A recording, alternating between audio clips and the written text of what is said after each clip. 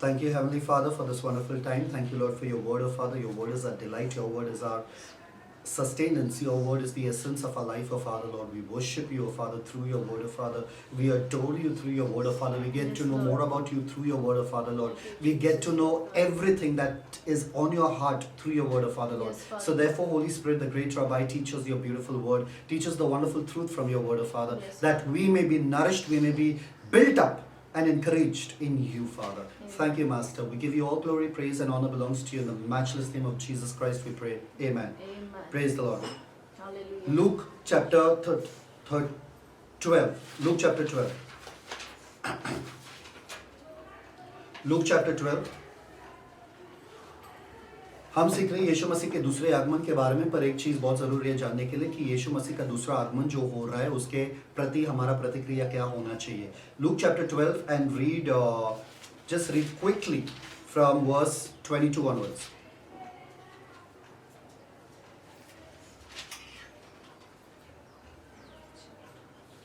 Luke chapter 12 22 onwards. पढ़ो. 22. फिर उसने अपने चेलों से कहा. किससे कहा? चेलों से. चेलों से, दूसरों से नहीं, हर किसी से नहीं, चेलों से जो सच में उनके पीछे हो लिए. हर किसी के लिए बात नहीं है और हर कोई ये बात नहीं कर सकता. आगे. इसलिए मैं तुझसे कहता हूँ कि अपने प्राण की चिंता न करो. किसकी प्राण? अपने प्राण. अपने प्राण. अपने प्राण की चिंता मत कर, मतलब दूसरे के प्राण की चिंता भी करते. मत कर.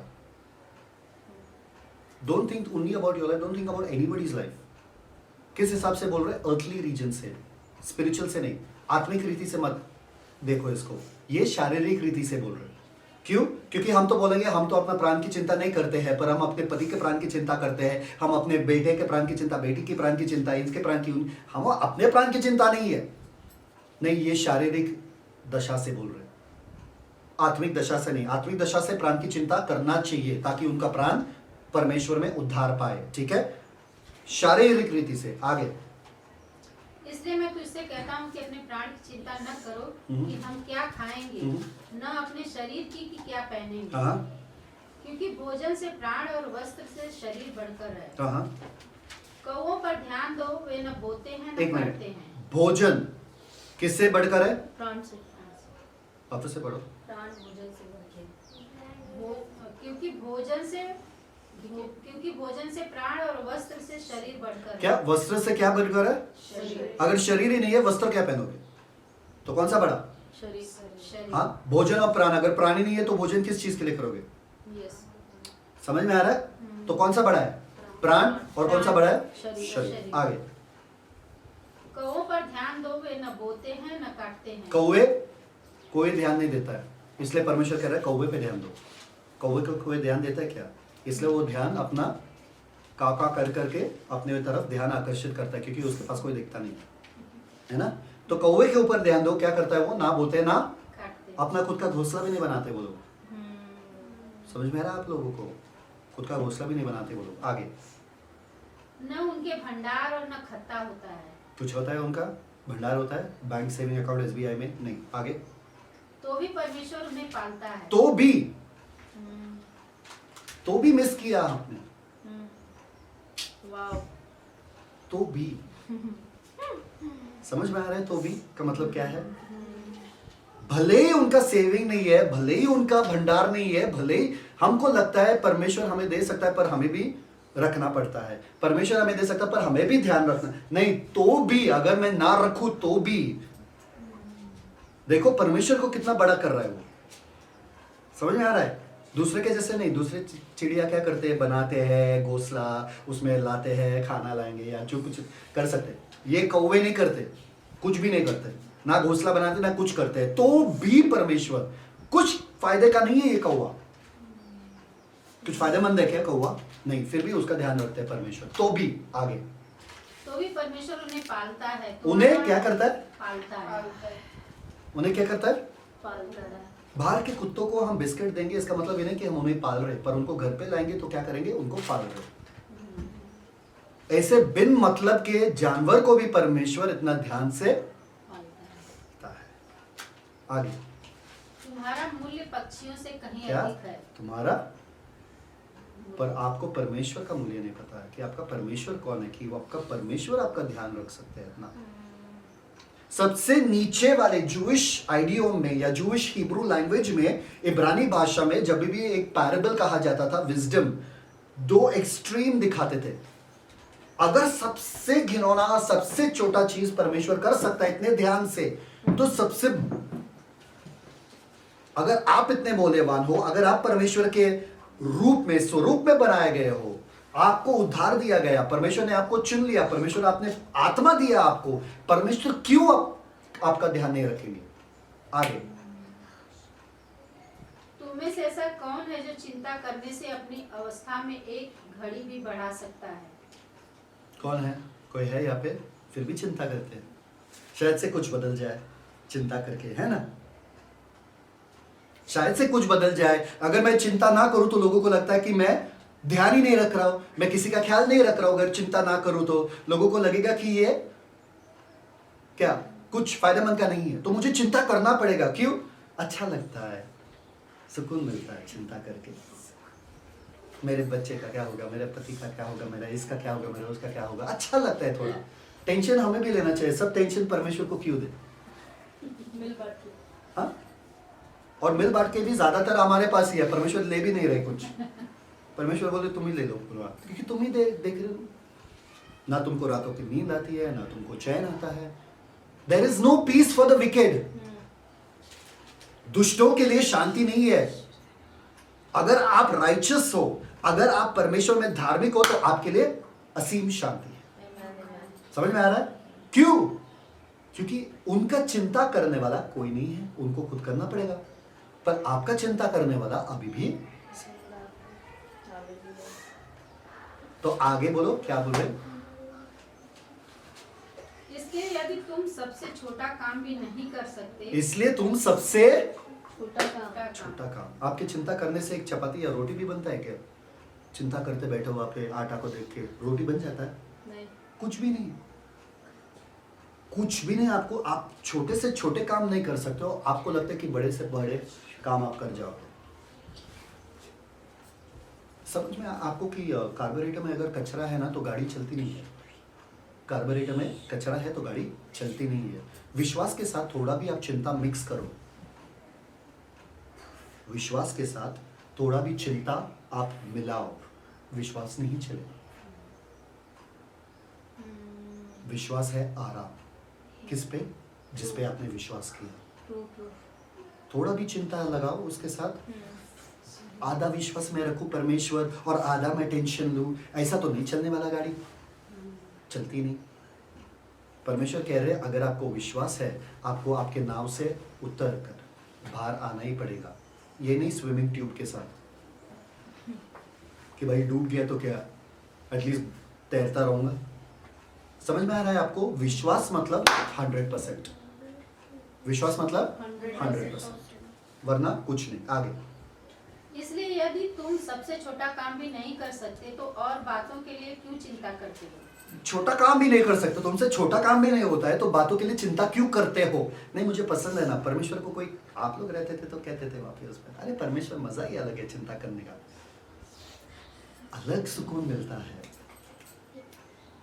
आगे पढ़ो। सोचने के पेड़ों पर किसको? ध्यान करो। जो गटर में है। Lily of the valley doesn't grow in अच्छे रीजन में, कोई उसको कल्टीवेट करके नहीं बढ़ाता है। ये सोच ले, क्या है? सोच ले, सोच लो। सोचनों के पेड़ों पर ध्यान करो कि वे कैसे बढ़ते हैं। कैसे बढ़ते हैं? गटर में बढ़ते हैं, सफेद कमल जैसा। कहाँ पे बढ़ते हैं? कीचड़ में। ध्यान दो उधर। कीचड़ के पास कोई ध्यान देता है क्या? हाँ, कैसे बढ़ते हैं वो लोग? कोई बीज डालता है वहां पे, कोई उसको पानी डालता है, कोई उसको खत डालता है, कोई उसको प्यार से बढ़ाता है। नहीं, पड़ा है वहां पे और बढ़ता है अपने आप से आगे। वे न परिश्रम करते न काटते हैं। अरे बाप रे बाप, वो तो सिर्फ बढ़ते हैं कीचड़ में, परिश्रम भी नहीं करते ना। यीशु मसीह कैसे बात कर रहे हैं आप देखो। अभी फूल परिश्रम करेंगे क्या? फूल रोज गुलाब वगैरह परिश्रम करेंगे, ऐसे बात भी कैसे कर रहे हैं? आप लोगों के दिमाग में ये बात नहीं जाती है ना, इसलिए ऐसे बात करना पड़ रहा है यीशु मसीह को। वो ना परिश्रम कर रहे, वो जो गटर में है वो कमल, वो ना परिश्रम कर रहा है ना कुछ कर रहा है, क्या हो रहा है उसके साथ? तो भी मैं तुझसे कहता हूँ कि सुलेमान से भी अपने सारे वैभव में उनमें से किसी एक के समान वस्त्र पहने हुए न था। बाप रे बाप, सुलेमान राजा जिसके पास सारा धन दौलत था, उसके पास ऐसा वस्त्र नहीं था जैसे ये कमल का, जो कीचड़ में पड़ा हुआ है, संडे मार्केट भी नहीं जाता है शॉपिंग के लिए। ये कमल, कौन उसको शोभामान करता है? कौन उसको वस्त्र पहनाता है? कौन कौन? कैसा? कमल को कितना विश्वास है परमेश्वर पे? बताओ, कितना विश्वास है? कमल को कितना विश्वास है परमेश्वर पे? फूल, flower which grows in the gutter, कितना? लोटस, कितना विश्वास है कमल को? बिल्कुल नहीं। फिर भी परमेश्वर उनके लिए इतना कर रहा है। कौवे को कितना विश्वास है परमेश्वर पे? फिर भी इतना कर रहे परमेश्वर उनके लिए। तो आप विश्वासियों के लिए, अभी आप सोच रहे रहेंगे ये सेकंड कमिंग का आ गया है इसमें, शुरू किधर और करते, सेकंड कमिंग का है इसमें। मैं बता रहा हूँ आप लोगों को आगे। इसलिए यदि परमेश्वर मैदान की घास को जो आज है और कल भाड़ में झोंकी जाएगी, मैदान के घास को जो कुचला जाता है पैरों तले, मैदान के घास को कोई दिखता है क्या?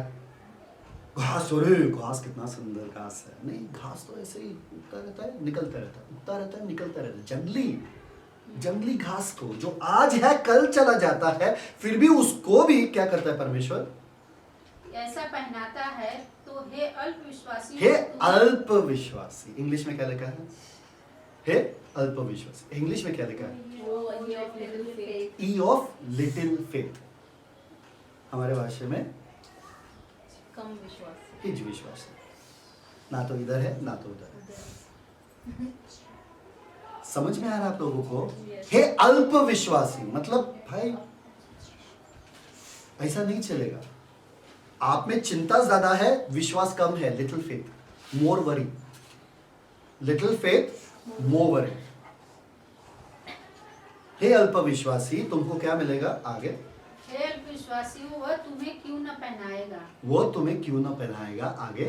और तुम इस बात की खोज में न रहो कि क्या खाएंगे और क्या पिएंगे, और न संदेह करो। और न संदेह करो। संदेह हम नहीं करते। हम संदेह करते क्या? जब भी आप आपके कोशिश से कुछ करने की कोशिश करते हो वो संदेह है। जब आप आराम करते हो और परमेश्वर पे भरोसा करते हो तो वो विश्वास है। परमेश्वर मैंने तो छोड़ दिया, अभी आप अपना जलवा दिखाओ। समझ में आ रहा है आप लोगों को? अभी इसमें सेकंड कमिंग का है, आगे पढ़ो। क्योंकि संसार की जातियां इन सब वस्तुओं की खोज में कौन? रहती हैं। संसार की जातियां। There is no peace for the wicked. दुष्टों के लिए कोई आराम नहीं है, दुष्टों के लिए कोई शांति नहीं है, क्योंकि उनका पिता है नहीं। उनका पिता तो उनका ख्याल नहीं रखते। कौन है उनका पिता? शैतान। शैतान किसी का ख्याल रखता है क्या? खुद का ख्याल ना रखे। समझ में आ रहा है आप लोगों को?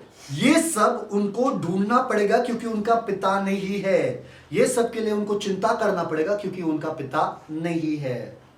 पर आपका तो उनके जैसे क्यों बिहेव कर रहे हो? समस्या आ गया, प्रॉब्लम आ गया, आप भी वैसे बिहेव करते हो जैसे बाजू वाला बिहेव करता है। फर्क क्या है? इट्स वेरी बेसिक, पर ये बेसिक में ही हम चूक जाते हैं। बहुत ही फाउंडेशन है, पर ये फाउंडेशन ही हम छूट जाते हैं। आगे। क्योंकि संसार की जातियां इन सब वस्तुओं की खोज में रहती हैं और तुम्हारा पिता जानता है कि तुम्हें इन वस्तुओं की आवश्यकता है। इन क्या? वस्तुओं इन की वस्तु ना, वस्तु। परमेश्वर जानते कि तुमको ये वस्तु चाहिए, आवश्यकता है इन वस्तुओं की। ऐसे नहीं सिर्फ शांति, प्यार, आराम, ये वो, ऐसा नहीं, वस्तुओं की। He is interested in giving you things, चीजें देने में परमेश्वर दिलचस्पी रखते हैं कि आपके पास चीजें रहे। आपको इसको खोजना नहीं पड़ेगा। आगे। परंतु उसके राज्य की खोज में रहो तो किसकी खोज में रहो? उसके किसकी खोज में? उसके राज्य कमान। उसका राज्य क्या है? वचन प्रार्थना। उसका राज्य क्या है?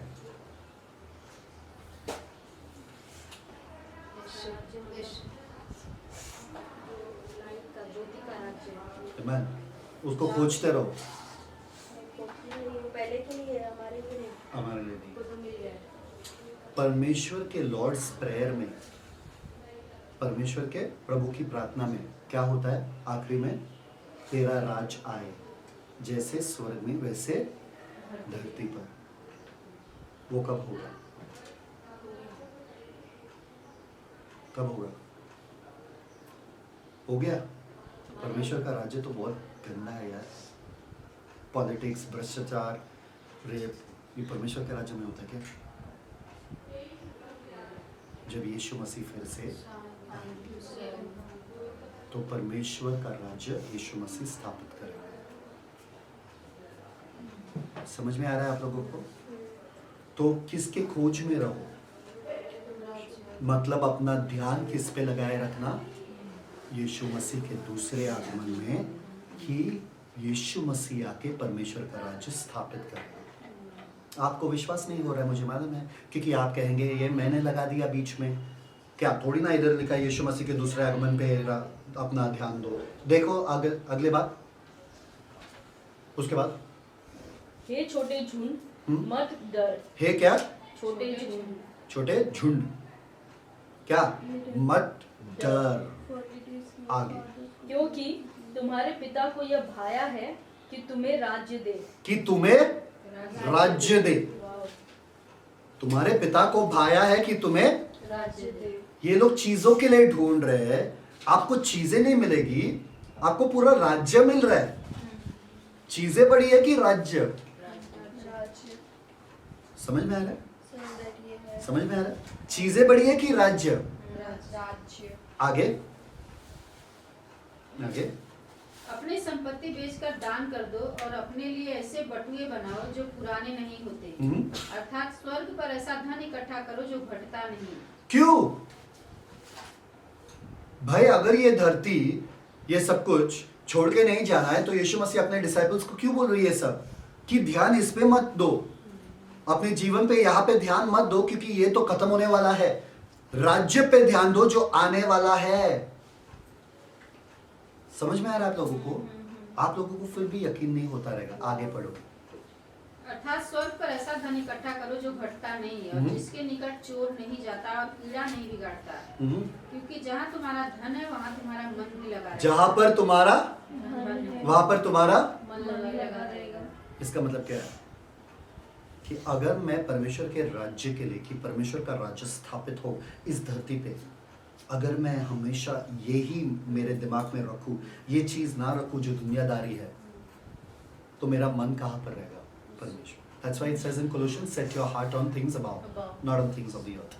मतलब अपने हृदय ऊपर की चीजों पे लगाए रखना, नीचे की चीजों पे मत लगाए रखना। समझ में आया? आपका काम क्या है? आपका जिम्मेदारी क्या है? लोगों को तैयार करना है कि राजा आ रहा है, उसका राज्य आने वाला है। इसलिए यीशु मसीह ने कहा हर गांव में जाओ और ये प्रचार करो, the kingdom of God is eight hand. परमेश्वर का राज्य and demonstrate what the kingdom of God is. मतलब परमेश्वर का राज्य कैसा होता है। उसमें बीमारी के लिए कोई जगह नहीं है, बीमारों को चंगा करो। उसमें गरीबों के लिए कोई जगह नहीं है, तो गरीब हटाओ और उनको गरीबी हटाओ, गरीबों को नहीं, गरीबी हटाओ और उनको आशीषित करो। समझ में आ रहा है आप लोगों को? जीसस सेड प्रीच क्या? यीशु ने कभी नहीं कहा ये प्रचार करो कि मैं आया, मैं मरा, मैं जी उठा। एक वचन दिखाओ मुझे, यीशु ने कभी ये प्रचार किया? Preach the kingdom. पौलुस ने क्या किया? Acts last versus read. पौलुस क्या कर रहा था? एक्ट्स के last versus 28, acts 28 last versus पढ़ो।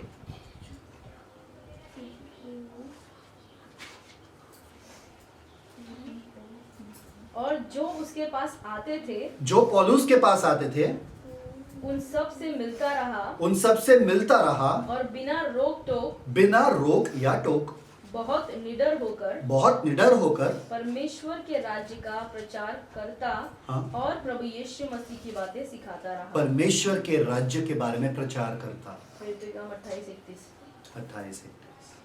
समझ में आ रहा है आपको?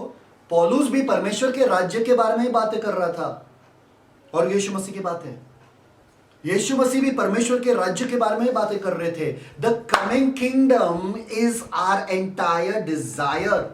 We should be consumed with the desire for the coming kingdom of Christ, because उसमें ना कोई भ्रष्टाचार रहेगा, ना कोई आतंक रहेगा, ना कोई युद्ध रहेगा, ना कोई रेप रहेगा, ना कोई दुष्टता रहेगी।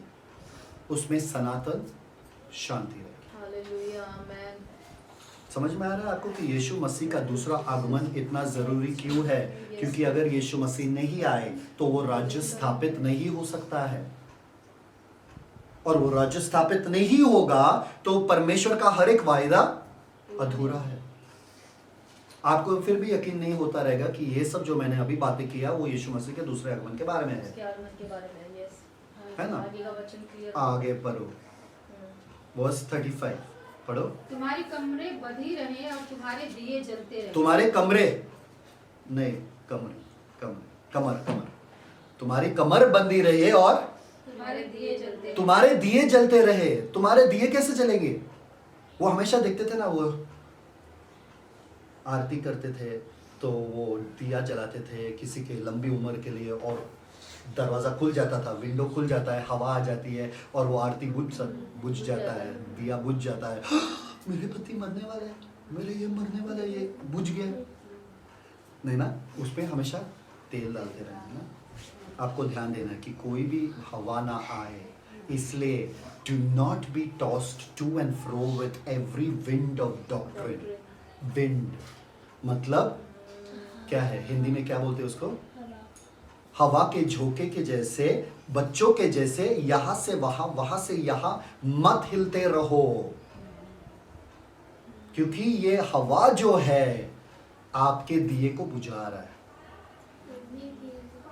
सो हम अपना कमर बांधो, अपना दिया कमर बांधो। क्यों? क्योंकि उस समय में वो लोग क्या पहनते थे? ट्यूनिक्स, लॉन्ग ट्यूनिक्स, लाइक हमारे जैसे क्या पहनते हैं आप? लंबा तो गाउन, क्या बोलते हैं उसको? क्या पहनते हैं? नाइटी वगैरह जो पहनते हैं ना, लंबा ऐसा। तो भागने के लिए आसान नहीं होता था। अगर किधर दौड़ना है, किधर भागने के लिए आसान नहीं होता, गिर जाएंगे ना, इसलिए पहला उनको उठा के बांधना पड़ता था। कमर कसने का यही है, कमर कसने का। तो पहला बांधो उसको ताकि ऐसा हिले ना, ताकि आप गिरे ना।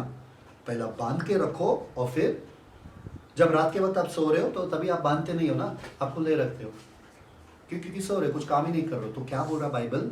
कमर बांधो, क्योंकि कभी भी काम करना पड़ेगा, कभी भी उठ के भागना पड़ेगा। कमर कसो और क्या करो? अपने दिए को बुझने मत देना। अगर दिया आपके हाथ में है तो आपका ध्यान कहाँ पर रहेगा? दिए पे। दिए बुझे ना। You are the light of the world. आप क्या हो? आप दुनिया के नूर हो। समझ में आ रहा है आप लोगों को? CI। और तुम उन मनुष्यों के समान बनो जो अपने स्वामी की बाट देख रहे हो कि वह कब ब्याज से लौटेगा, कि जब वह आकर द्वार खटखटाए तो तुम उसके लिए खोल दो। समझ में आया? तुरंत उसके लिए खोल दो। तुरंत उसके लिए खोल दो। समझ में आया क्या बात कर रहा है? पहले कहा कि आप टेंशन मत लो, आप चिंता मत लो, इन सब बातों के बारे में मत सोचो, अपना ध्यान परमेश्वर के राज्य पे लगाओ। उन दासों के जैसा बनो जो अपने मालिक के आने का इंतजार कर रहे हैं। समझ में आ रहा है अटैचमेंट कैसा है? हम सिर्फ इसको पढ़ते थे, हाँ आज के दिन के लिए अच्छा है ये, नहीं, ये यीशु मसीह के दूसरे आगमन के सामने है। समझ में आ रहा है? आगे पढ़ो। धन्य है वे दास जिन्हें स्वामी आकर जागते पाए। धन्य है वे दास जिन्हें स्वामी आकर जागते पाए। आकर क्या? जागते, कि भाई प्रीचिंग में जागे हुए है ना, सोए में। धन्य है वे दास।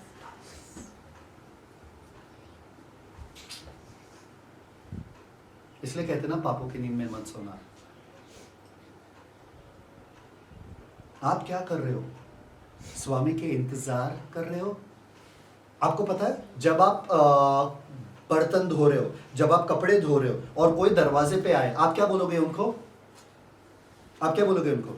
रुको रुको रुको रुको, थोड़ा नहा के, थोड़ा आराम से, रुको रुको रुको, आ रहे रुको रुको रुको, जाके फिर जाके हाथ धो के सब करके फिर दरवाजा खोलोगे अच्छे से, पल्लू वल्लू बांध के अच्छा से, क्योंकि वो गेस्ट मेहमान आए। समझ में आ रहा है? काम खत्म करके ना, क्योंकि मेहमान आए तो ऐसे कैसे निकल सकते हैं हम बाहर, तो थोड़ा कपड़ा चेंज करके फिर जाके जाना पड़ेगा ना, ऐसा। पर ये दास कैसा है? दरवाजे के सामने ही बैठा है।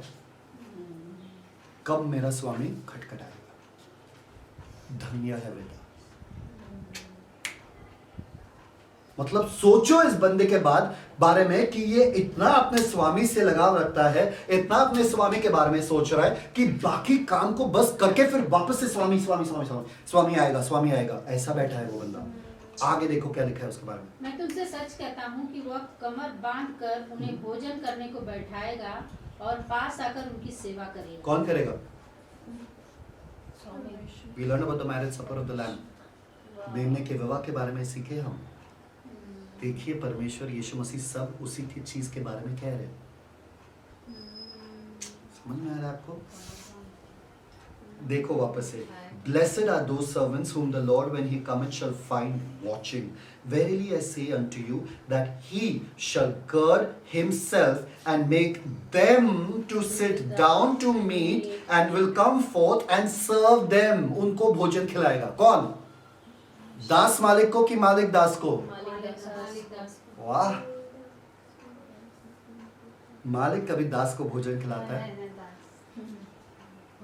पर यहाँ पे इतना धन्य है ये दास कि मालिक दास को वाह, यीशु मसीह के हाथों से खाना, वो कम ऑन। अगर ये आपके लकड़ी को आग नहीं लगाता है तो आपका लकड़ी गिल्ला है। क्या है आपका लकड़ी? गीला, क्योंकि गीले लकड़ी पे आग नहीं लगती। पता है कि नहीं पता है? आगे पढ़ो। यदि वह रात के दूसरे पहर या तीसरे पहर में आकर उन्हें जागते पाए तो वे दास धन्य हैं। क्या दूसरे पहर या तीसरे पहर? एकदम रात के अंधेरे में जागते पाए? अरे बाप रे बाप, वो पहर में तो हम कौन जागेगा? हाँ, आगे पढ़ो। परंतु यह जान रखो कि यदि घर का स्वामी जानता कि चोर किस घड़ी आएगा तो जागता रहता और अपने घर में सेंध लगने न देता। ये यीशु मसीह अपने दूसरे आगमन के बारे में नहीं कह रहे ना, क्योंकि अभी भी यीशु मसीह किसी और चीज के बारे में कह रहे। अगला वर्ष पढ़ो। तुम भी तैयार रहो क्योंकि जिस घड़ी तुम भी तैयार रहो क्योंकि जिस घड़ी तुम सोचते भी नहीं उस घड़ी मनुष्य का पुत्र आ जाएगा। जिस घड़ी तुम सोचते भी नहीं उस घड़ी मनुष्य का पुत्र आएगा। कम ऑन, समझ में आ रहा है? तैयारी कैसे करें? तैयारी कैसे करें? पिछले बार मैंने सिखाया कि दुल्हन ने अपने आप को तैयार किया। दुल्हन ने अपने आप को कैसे तैयार किया? मशाल लेकर और उसमें तेल डालना।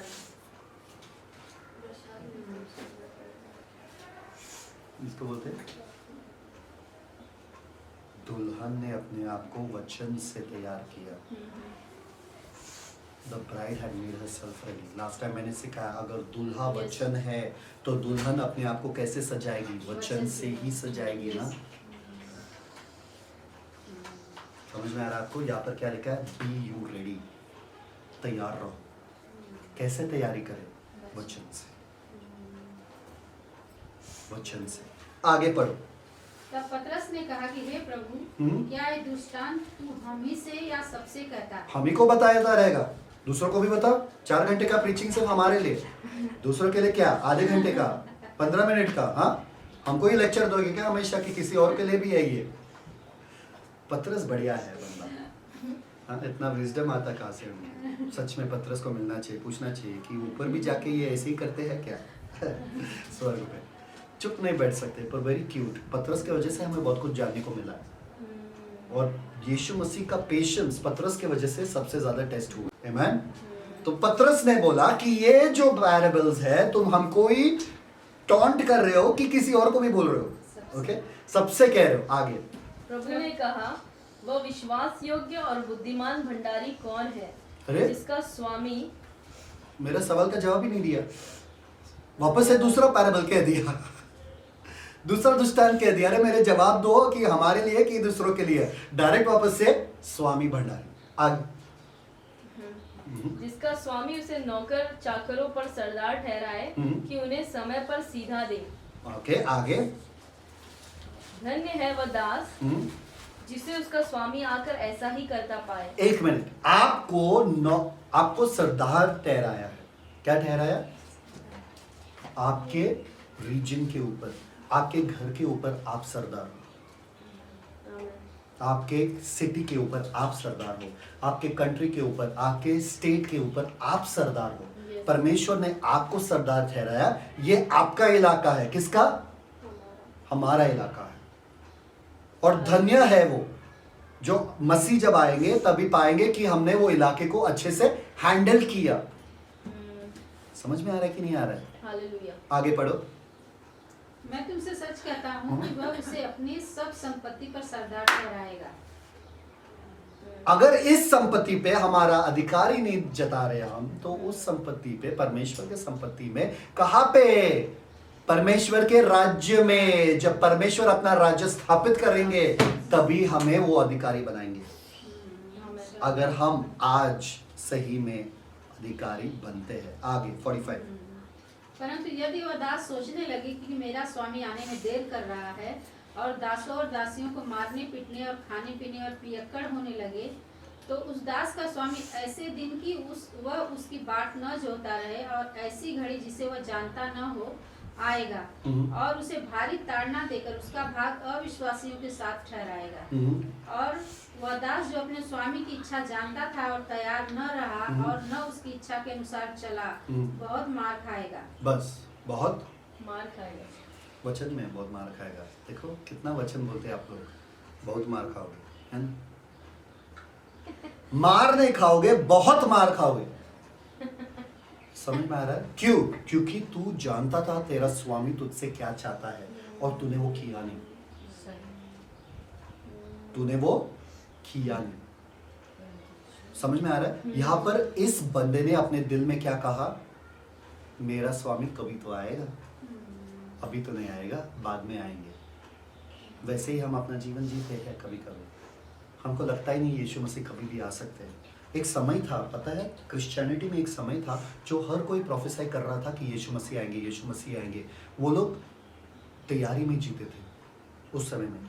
मुझे मालूम था क्योंकि वो समय में मैं भी था कि तैयारी में हम लोग जीते थे कि यीशु मसीह आज रात को आ सकते थे, यीशु मसीह कल सुबह आ सकते हैं, यीशु मसीह कभी भी। और हमारे दिमाग में यही था कि कभी भी कभी भी कभी भी कभी भी।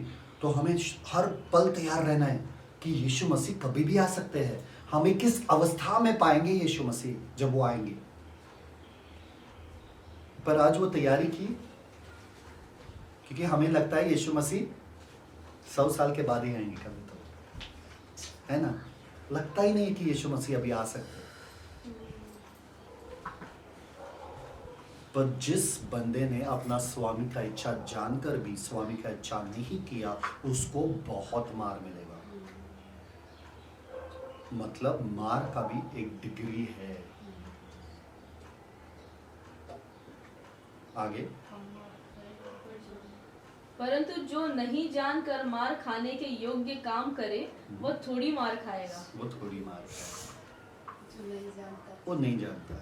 अभी इतने 5 साल के प्रीचिंग के बाद तो आप लोग बहुत जानते हो, तो आपको ये आपके लिए है ही नहीं। हम तो करते हैं जो हमारा स्वामी का इच्छा है वो हम करते हैं। आगे, इसलिए जिसे बहुत दिया गया है उससे बहुत मांगा जाएगा, और जिसे बहुत सौंपा गया है उससे बहुत लिया जाएगा। आप लोग क्या, बहुत दिया गया आप लोगों को कि कम दिया गया आप लोगों को?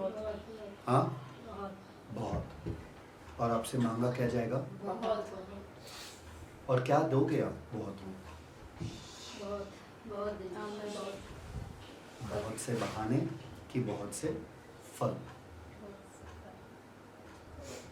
समझ में आ रहा है आप लोगों को? ये साधारण सी बात नहीं है।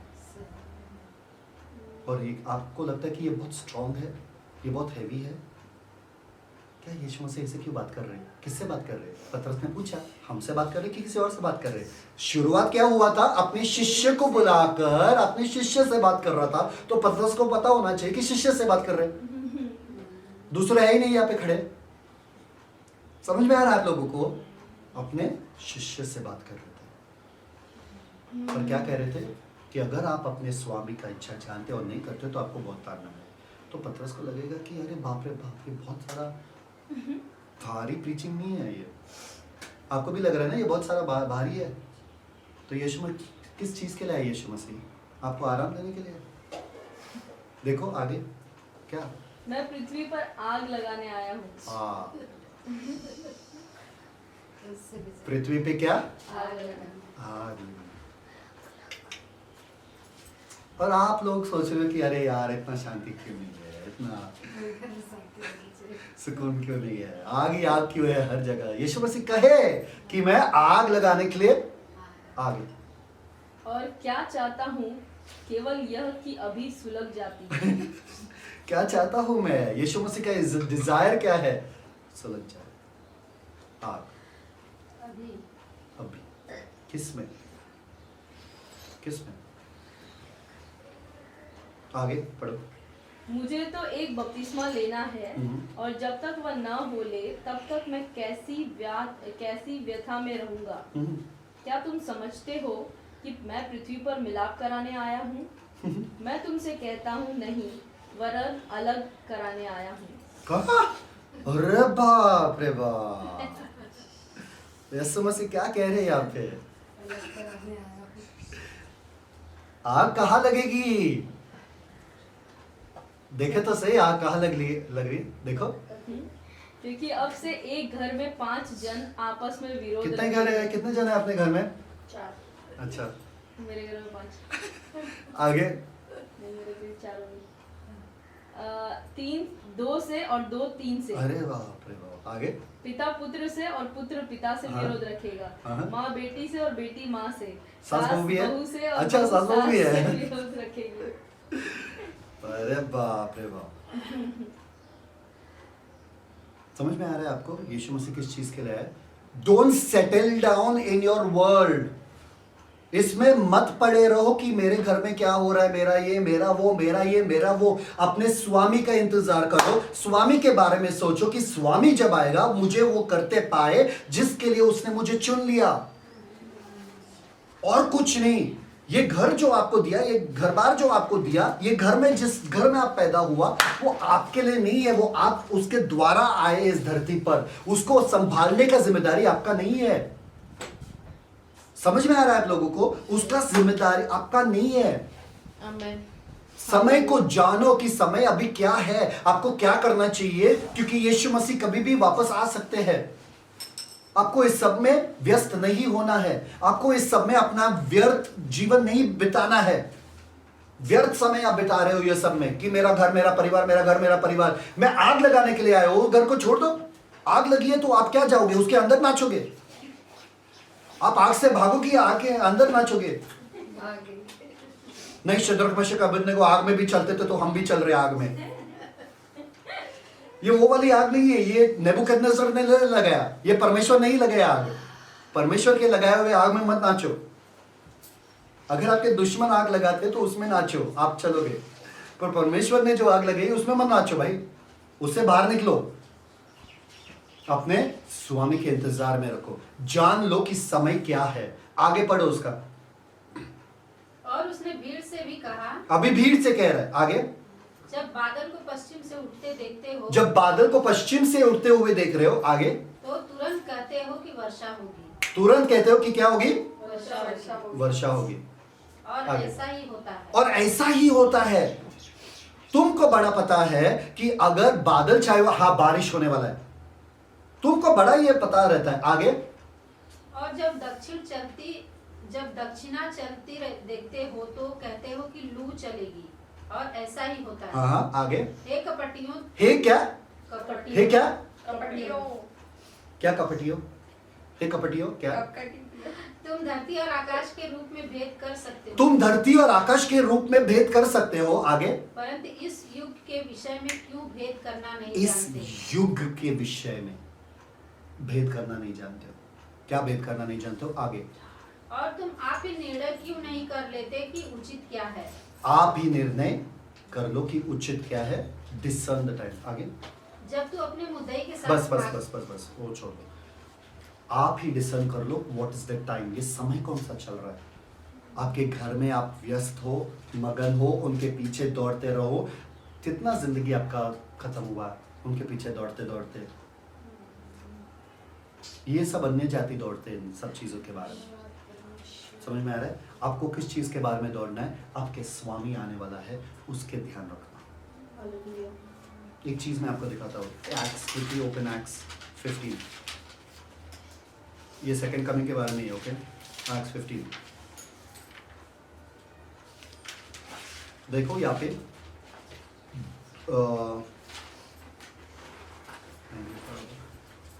जेम्स क्या कह रहा है यहाँ पे? Acts 15 verse 13। यहाँ पे काउंसिल ऑफ जेरूसलम मिलके ये तय कर ले कि जेंटाइल्स को कैसा बिहेवियर करना चाहिए। Acts 15 verse 13 onwards, 13। जब वे पढ़ो। जब वे चुप हुए तो याकूब कहने लगा, हे भाइयों मेरी सुनो। हे भाइयों मेरी सुनो, आगे याकूब क्या कह रहा है, सुनो। शमौन ने बताया कि परमेश्वर ने पहल अन्य जातियों पर कैसी कृपा दृष्टि की। पहले पहल अन्य जाति पर कैसी कृपा दृष्टि की।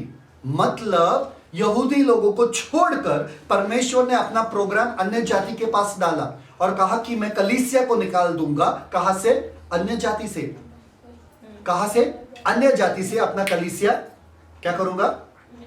निकालूंगा। कहां से? अन्य जाति से। क्यों? क्योंकि यहूदी लोगों ने मसीहा को रिजेक्ट कर दिया। तो देखो 14 वचन, कि उनमें से अपने नाम के लिए एक लोग बना ले। एक लोग बना ले। उनमें से, किन में से? अन्य जाति में से अपने लिए एक लोग बनाए, जो जिसको कहते हैं क्राइस्ट। क्राइस्ट मतलब क्या? क्राइस्ट मसीह।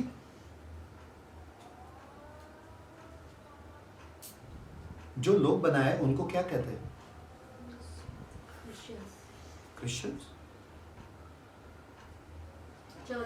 चर्च, क्राइस्ट, मसीह।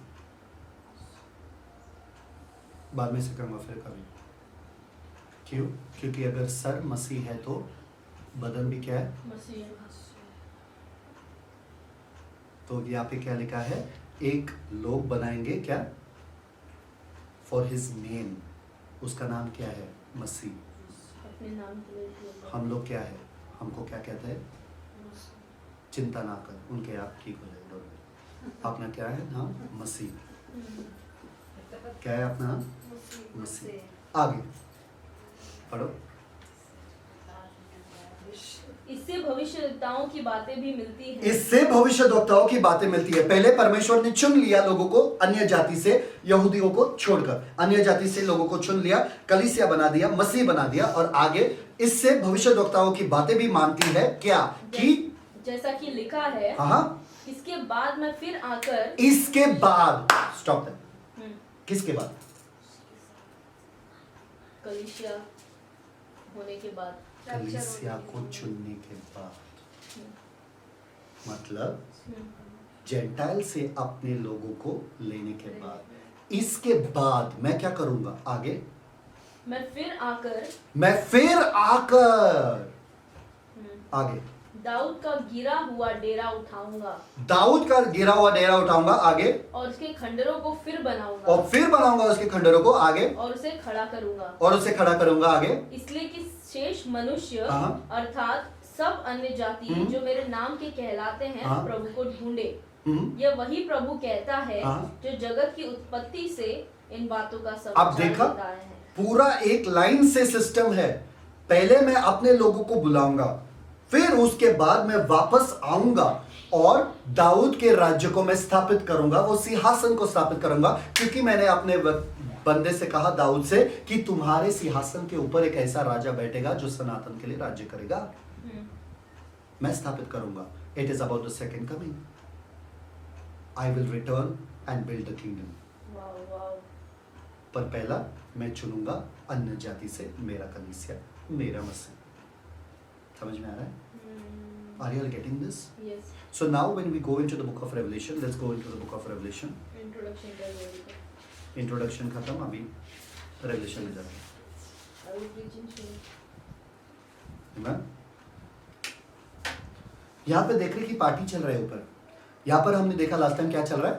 पार्टी चल रहा है, सब लोग एकदम। और इसी मौके के लिए यूहन्ना बहुत खुश हो गया, इतना भावुक हो गया कि वो स्वर्गदूत के सामने गिर गया। और उस स्वर्गदूत ने क्या कहा? हे भाई मेरे सामने मत गिर, क्योंकि मैं तो एक व्यक्ति हूं, तुम्हारा भाई हूं, तुम मेरे सामने मत गिरना, तुम मेरा दंडवत मत करना, तुम परमेश्वर का दंडवत करना या तुम परमेश्वर की आराधना करना। क्यों? क्योंकि परमेश्वर ही योग्य है।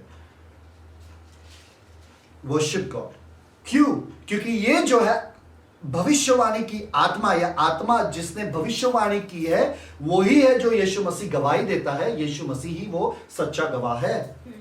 और ये सब जब हो रहा था, ये सब जब दोनों के बीच में चल रहा था, सडनली अचानक से कहीं से उन्होंने देखा वर्स 11 में क्या हो रहा है देखो।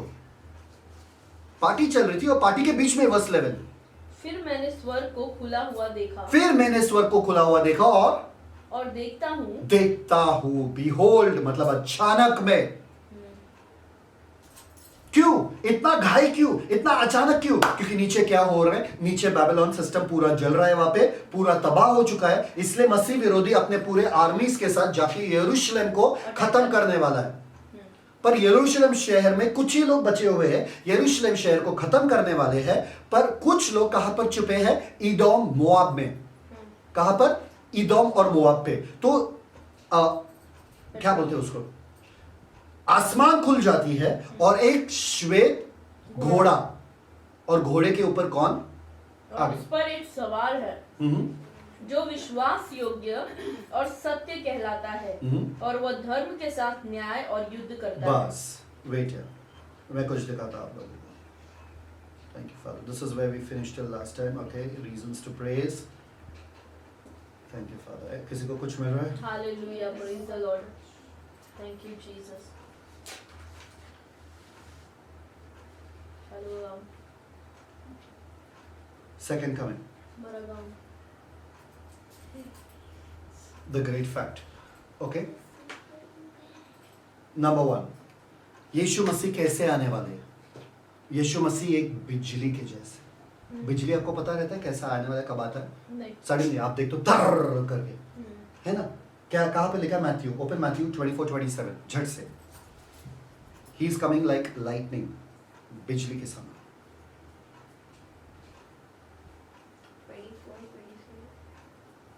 क्योंकि जैसे बिजली पूर्व से निकलकर पश्चिम तक चमकती है, वैसे ही मनुष्य के पुत्र का भी आना होगा।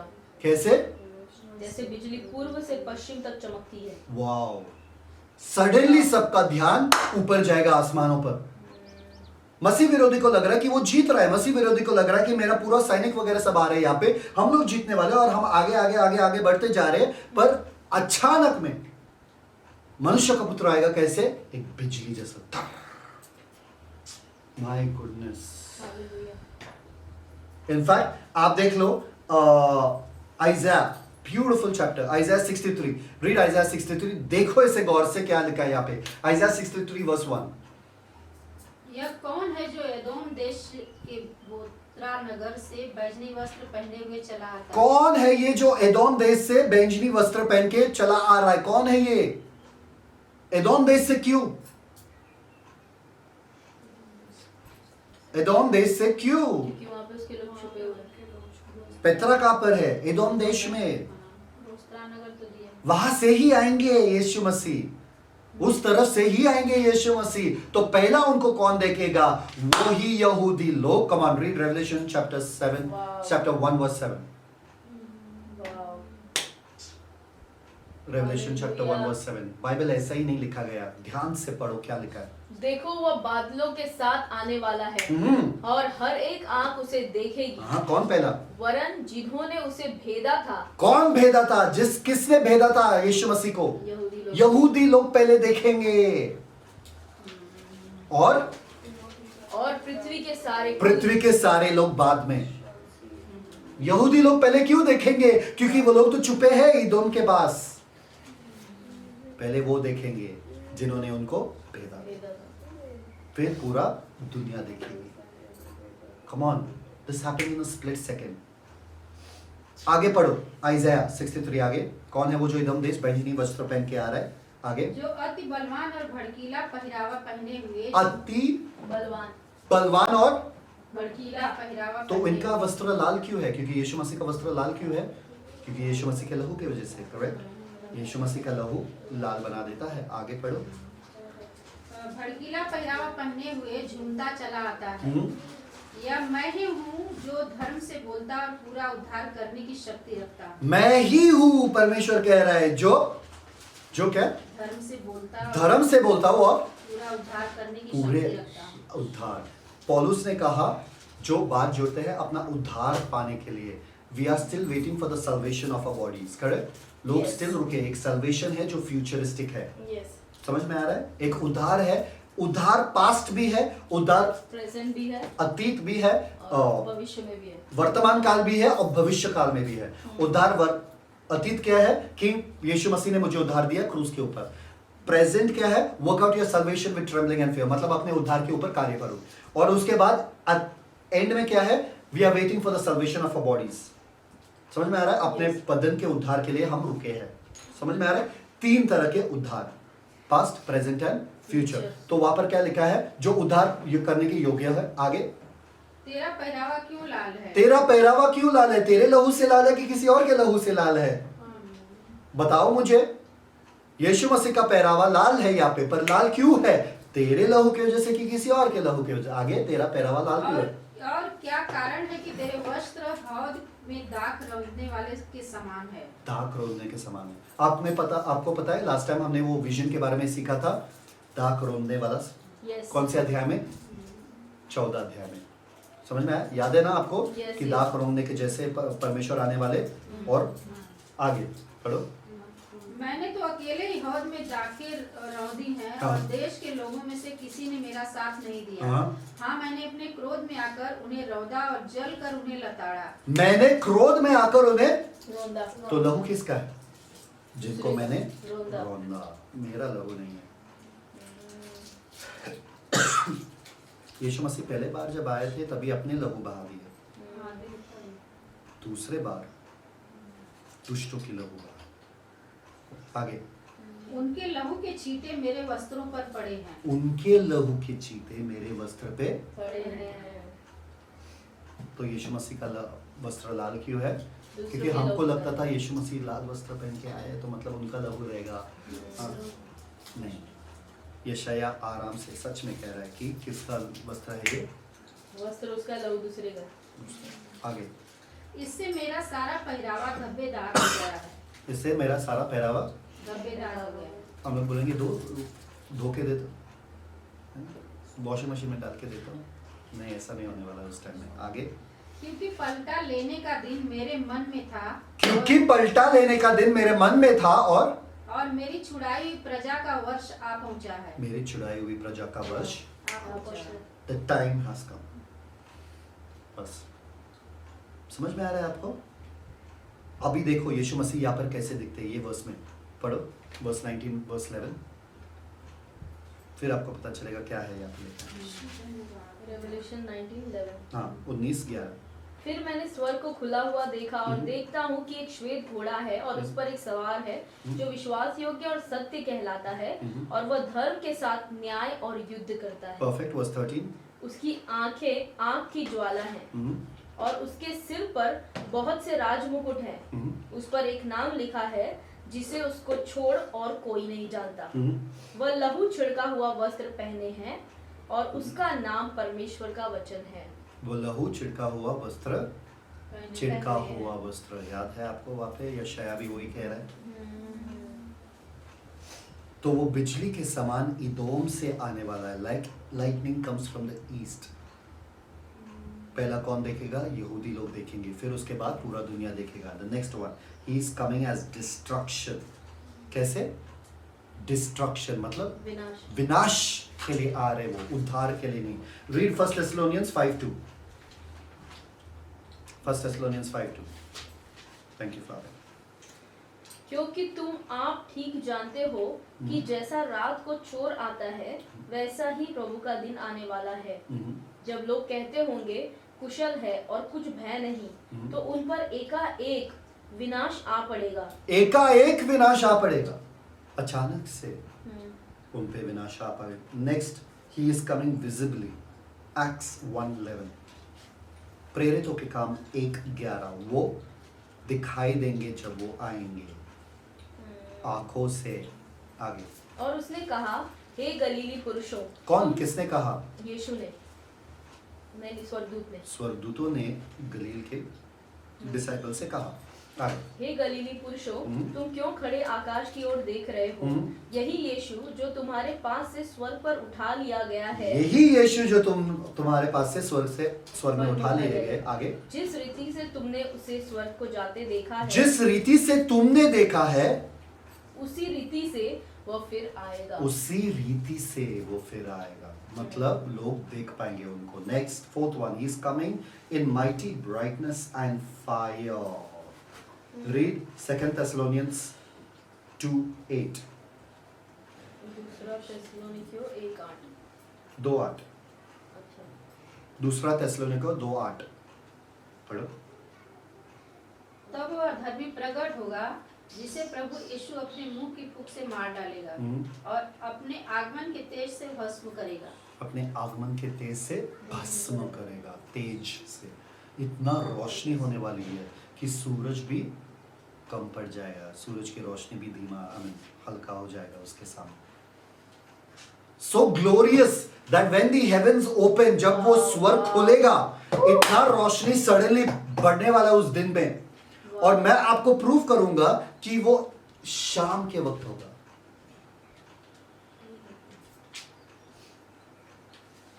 बाइबल में लिखा है. अभी आप बोलोगे कैसा कैसा पता है आपको? कहाँ लिखा है बाइबल में कि यीशु मसीह शाम के वक्त आएंगे? तो दिन में कुछ भी करो, शाम को रह जाओ. हाँ, दिन में कुछ भी करो, शाम को रह जाओ. है ना? प्रूफ चाहिए किसी को? प्रूफ चाहिए शाम को आएंगे यीशु मसीह? यस. प्रूफ चाहिए क्या? यस.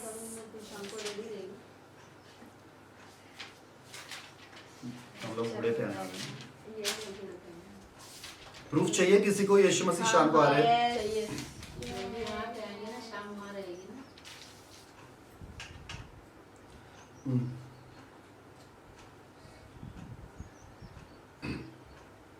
ओके.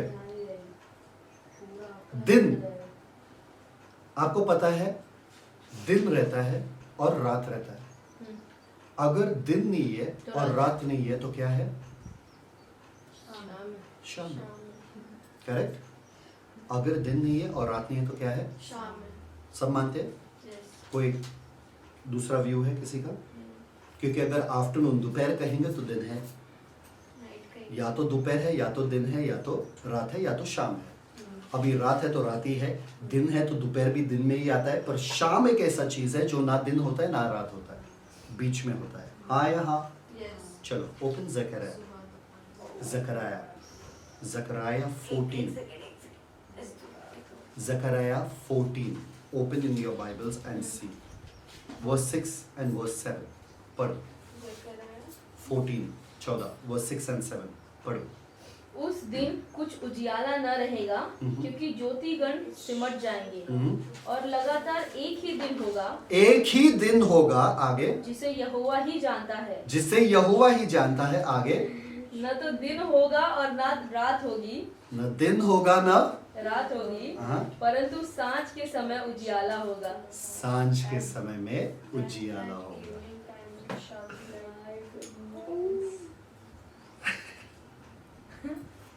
इंटरेस्टिंग ना? सब आपके सवाल बाइबल में है, उत्तर है, ढूंढना पड़ता है बस. And how is he coming? जब वो आएंगे उजियाला बन के आएंगे। कब? ना दिन होगा ना रात होगा, सांझ होगी। Amen? So we know we are coming evening time. Israel के इवनिंग टाइम में, तो be ready, okay? Next. Hallelujah. He is coming with vengeance and wrath. Jude 14.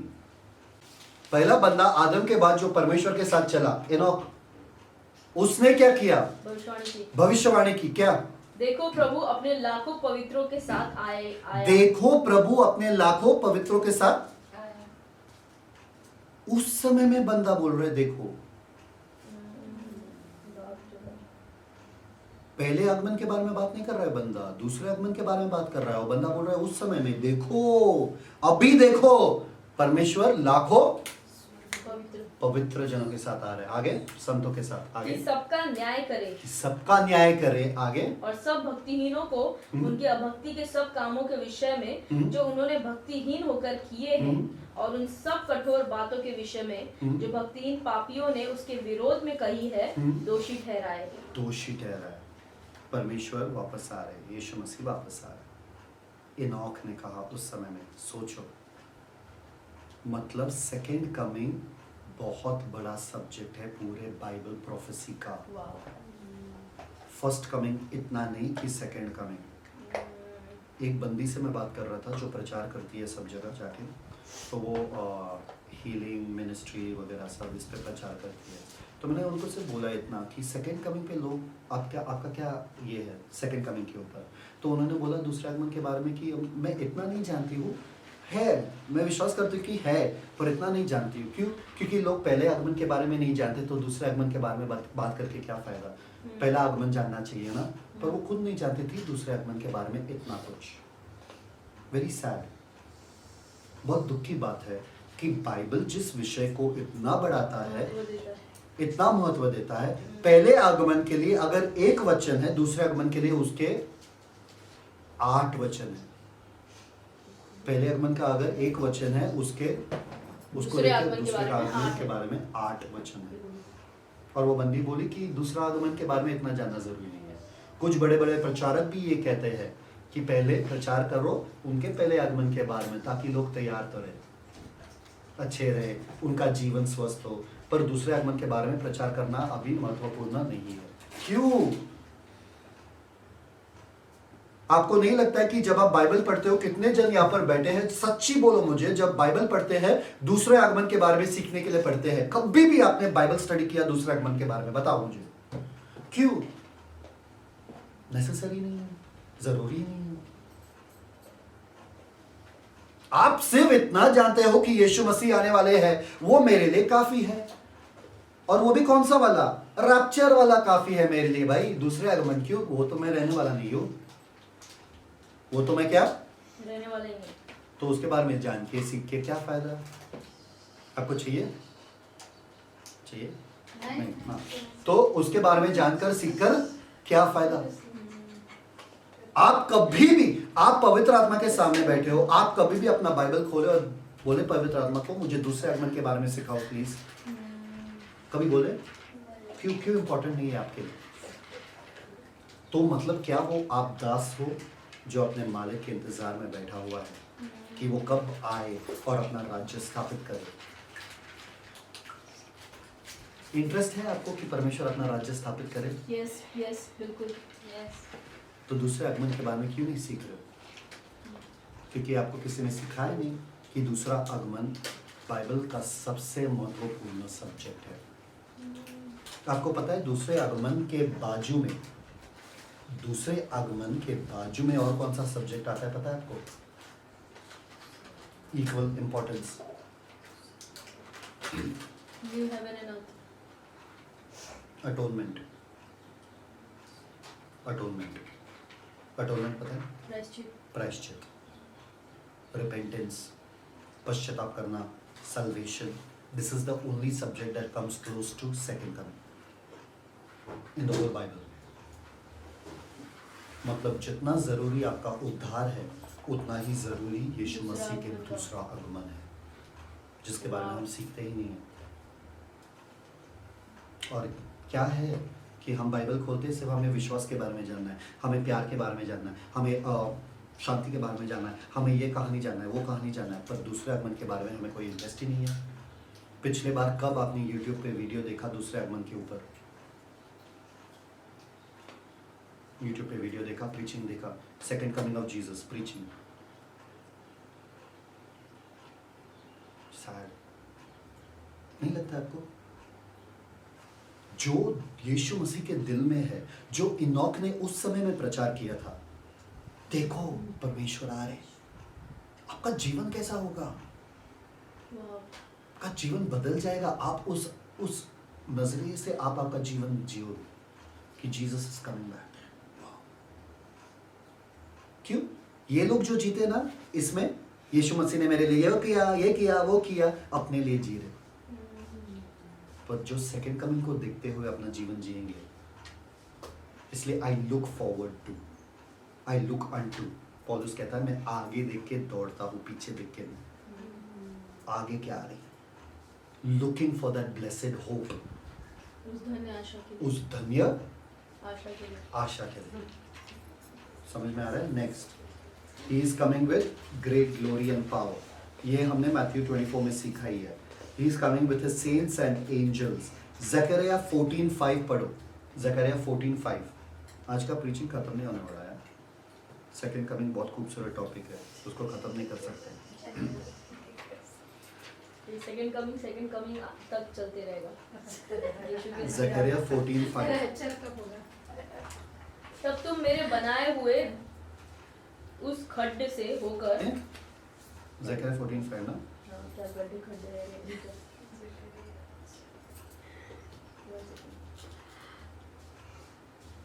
जकरिया 14:5। तब तुम मेरे बनाए हुए उस खड्ड से होकर भाग जाओगे, क्योंकि वह खड्ड आसेल तक पहुंचेगा, वरन तुम ऐसे भागोगे जैसे उस भूकंप के डर से भागे थे जो यहूदा के राजा उजिया के दिनों में हुआ था। तब मेरा परमेश्वर यहोवा आएगा और सब पवित्र लोग उसके साथ होंगे। सब पवित्र लोग उसके साथ होंगे। परमेश्वर आएगा और सब पवित्र लोग उसके साथ होंगे। आमीन। याद है आपको मैंने कहा था कि अभी आप लोगों को ऑलरेडी मालूम है कि यीशु मसीह को परमेश्वर नहीं कहा गया है ना? तो कौन आ रहा है? यीशु मसीह तो आ रहे, संत भी आ रहे और परमेश्वर भी आ रहे। तब मेरा परमेश्वर यहोवा आएगा। ओह, क्लियर लिखा है, मेरा परमेश्वर यहोवा। कौन है? कौन है मेरा परमेश्वर यहोवा? Come on, tell me. Titus, open Titus.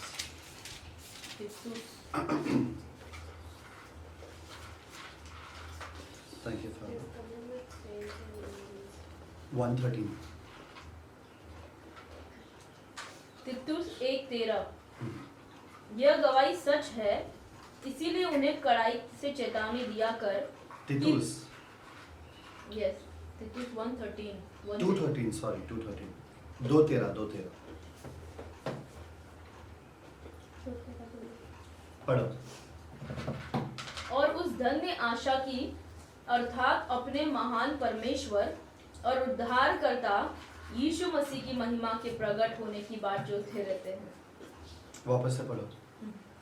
और उस धन्य आशा की, अर्थात अपने महान परमेश्वर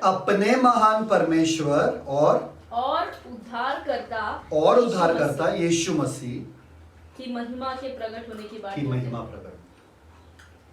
कौन आए? ओह माय गॉड, अपने महान परमेश्वर और उद्धारकर्ता यीशु मसीह। In English it is written, looking for that blessed hope and the glorious appearing of the great God, and our Savior Jesus Christ. Of the great God and our Savior Jesus Christ, not of our great God and our Savior Jesus Christ. अगर एक ही बंदे के बारे में बात कर रहा है, अगर यीशु मसीह के बारे में ही बात कर रहा था, our great God, Savior Jesus Christ. our great God and Savior Jesus Christ, not the great God and our Savior Jesus Christ. वाह, ये परमेश्वर का पहला आगमन है।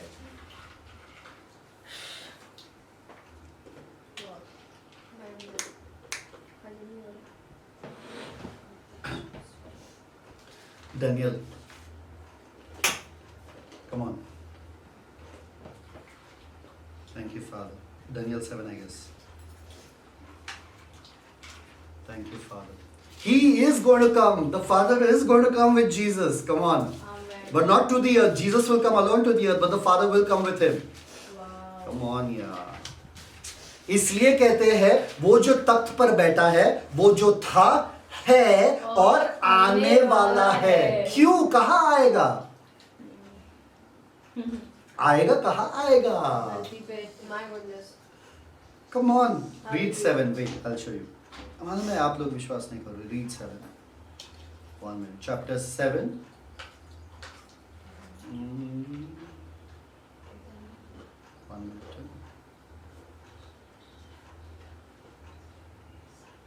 Okay, 13. दनियल 7:13। Mhm. मैंने रात में स्वप्न में देखा हाँ. और देखो मनुष्य के संतान सा कोई आकाश के बादलों समेत आ रहा था Mhm. और वह उस अति प्राचीन के पास पहुंचा Mhm. और उसको वे उसके समीप लाए। हाँ. तब उसको ऐसी प्रभुता, महिमा और राज्य दिया गया हम्म। कि देश देश और जाति जाति के लोग और भिन्न भिन्न भाषा बोलने वाले सब उसके अधीन हो। Simple. देखा है यहाँ पे? I saw in the night visions and behold one like the son of man came with the clouds of heaven and came to the ancient of days. मतलब ancient of days भी उनके साथ आया। और वह अति प्राचीन। अति प्राचीन कौन है? अगर मनुष्य का पुत्र एक है तो अति प्राचीन दूसरा रहेगा कोई। तो कौन है वो? परमेश्वर ही है। आमेन। तो परमेश्वर ने सारा राज्य समेटकर यीशु मसीह के अधीन कर दिया और यीशु मसीह को 1000 साल तक सल्तनत करने के लिए दे दिया। Yes. That means God the Father is also coming with Jesus Amen. Christ. Woo! Hallelujah. Amen.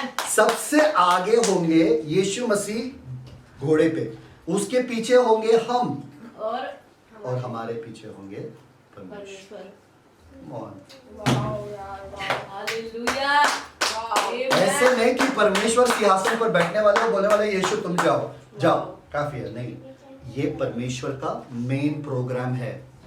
ये परमेश्वर के लिए बहुत महत्वपूर्ण है कि परमेश्वर खुद सिंहासन से उठकर इसके लिए आएंगे। अभी बोलो आपके लिए कितना महत्वपूर्ण सब्जेक्ट होना चाहिए। जो परमेश्वर अपने सिंहासन से उठकर अपने बेटे के साथ और हम लोगों के साथ आएंगे और बोलेंगे जाओ जय पाकर। Amen. वाह, ब्यूटीफुल यार, ब्यूटीफुल। आगे पढ़ेंगे, चलो। 8 ही इज कमिंग विद क्लाउड्स। ये तो हमको मालूम है कि वो बादलों के साथ आ रहे हैं। 9 he is coming as a जज एंड अ किंग, मतलब एक न्यायाधीश और एक राजा के जैसा आ रहा है। He is coming as a thief, वो एक चोर के समान आ रहे हैं। क्यों? रैप्चर में चोर के समान नहीं आते हैं, वो सेकेंड कमिंग में चोर के समान आते हैं। याद रखना, आपको हमेशा सिखाया गया चोर के समान आएगा, चोर के समान आएगा। वो रैप्चर में नहीं है, वो सेकेंड कमिंग में। The glorious return of Christ. आइज़ाया हमने पढ़ लिया। Read Joel 3:12-14। ये शायद तो हमने पढ़ लिया। सब गिरे हुए और उसके ऊपर खड़ा है वो बंदा। जोएल 3:12-14 पढ़ो। जाति जाति के लोग उभर कर चढ़ जाएं और यहोशापात की तराई में जाएं, क्योंकि वहां मैं चारों ओर की सारी जातियों का न्याय करने को बैठूंगा। हसुआ लगाओ क्योंकि खेत पक गया है। आओ दाख रौंदो क्योंकि हौद भर गया है। रस कुंड उमड़ने लगे क्योंकि उनकी बुराई बहुत बड़ी है। निपटारे की तराई में भीड़ की भीड़ है, क्योंकि निपटारे की तराई में यहोवा का दिन निकट है। यहोवा का दिन निकट है। जब यहोवा का बात लोगों को सुनना ही पड़ेगा, हालेलुया। किसी और का नहीं चलेगा। यहाँ पर लिखा है तराई में। कहाँ पर? आर्मागेदोन। आर्मागेदोन के बारे में सीखे हम कि वो मैंने आपको लोगों को दिखाया, वो पूरा मैदान जिसमें आखिरी युद्ध लड़ाई जाने वाला है। Yes. दिखाया कि नहीं दिखाया आप Yes, लोगों को? yes. पूरा मैदान दिखाया आप लोगों को, हाँ. जिसमें आखिरी युद्ध एंटी क्राइस्ट उस पे आने वाला है। इधर इदोम से यीशु मसीह आएंगे और इनको पूरा खत्म कर देंगे। और कहाँ तक उनका लहू आएगा? घोड़े के लगाम तक। लगाम तक। कितने? 200 200 मील, 300 कोस लिखा है। 300 कोस, 200 कोस। रीड 14 लास्ट, 14 रेवलेशन 14 लास्ट पढ़ो। Thank you, Father. और नगर के बाहर उस रसकुंड के दाख रौंदे गए और रसकुंड में इतना लहू निकला कि घोड़ों की लगामों तक पहुंचा और 100 कोस तक बह गया। ना 300 ना 200, 100 कोस, ठीक है। unto 1600 furlongs, okay. तो इतना लहू बहने वाला वहां पे, मैं आपको हश्र दिखाऊंगा कि असल में आर्मागेडोन पे क्या होने वाला है। इतना मांस, इतना लाशें, इतना लहू, घोड़े के लगाम तक, इतने लोग वहां पर इकट्ठा होने वाले और एक ही झटके में यीशु मसीह के फूंक से सब तबाह, खत्म। आप अगले बार जब मैं आप लोगों को सिखाऊंगा एजिकल 38 और 39 के बारे में, आप लोगों को पता चलेगा कि असल में वहाँ पे होगा क्या। साफ सफाई कैसा होगा, कौन करेगा साफ सफाई? यीशु मसीह आके अपना राज्य स्थापित करेंगे ऐसे कि साफ सफाई करके स्थापित करेंगे, क्योंकि यीशु मसीह को साफ सफाई पसंद है कि नहीं, देखेंगे अगले बार। Next Armageddon, read Revelation. He came as the word of God, verse 12. Read verse 12 onwards. उसकी आंखें आग की ज्वाला हैं हाँ। और उसके सिर पर बहुत से राजमुकुट वो हैं। हमको मालूम है। आगे उस पर एक नाम लिखा है हाँ। जिसे उसके छोड़ और कोई नहीं गिदियोन जानता। ने पूछा ना, तुम्हारा नाम क्या है? स्वर्गदूत को पूछा तुम्हारा नाम क्या है? वो बोला क्यों पूछ रहे हो मेरा नाम? मेरा नाम एक रहस्य है। Perfect. So Yes. Let's read chapter 12, chapter 19 verse 12, verse 13, verse 14. Read that. 12-13.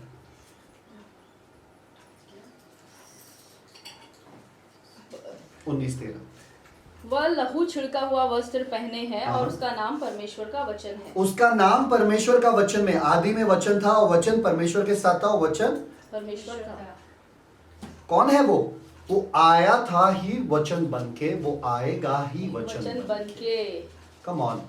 Hallelujah. तो वचन को कितना इंपॉर्टेंस और महत्व देना चाहिए आप वाव।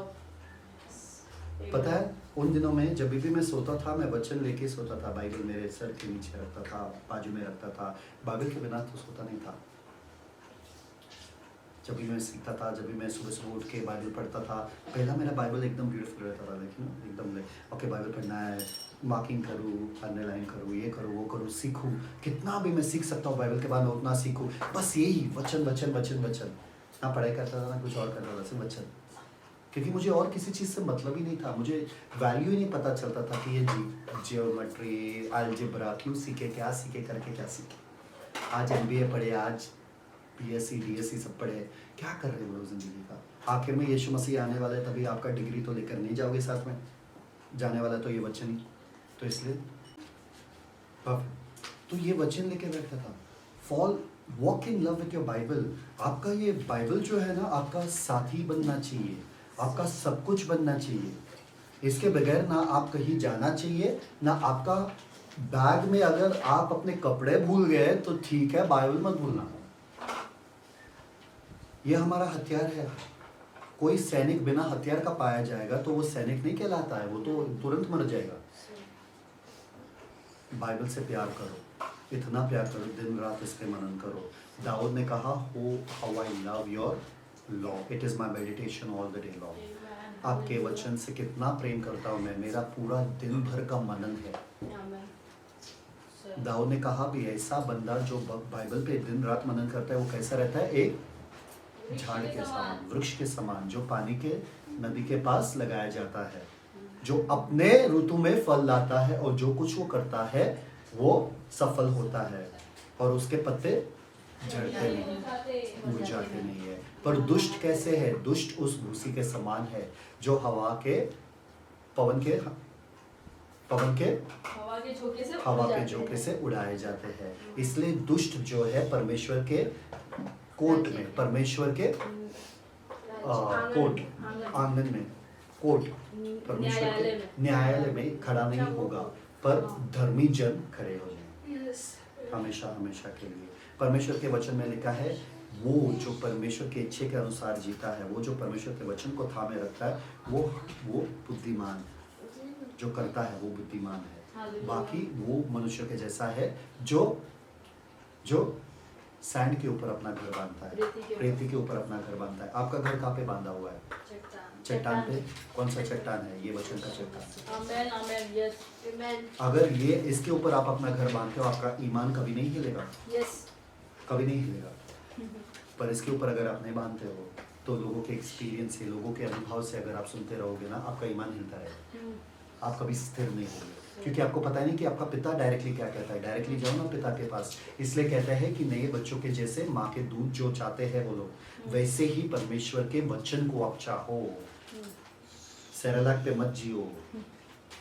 किस पे मत जियो?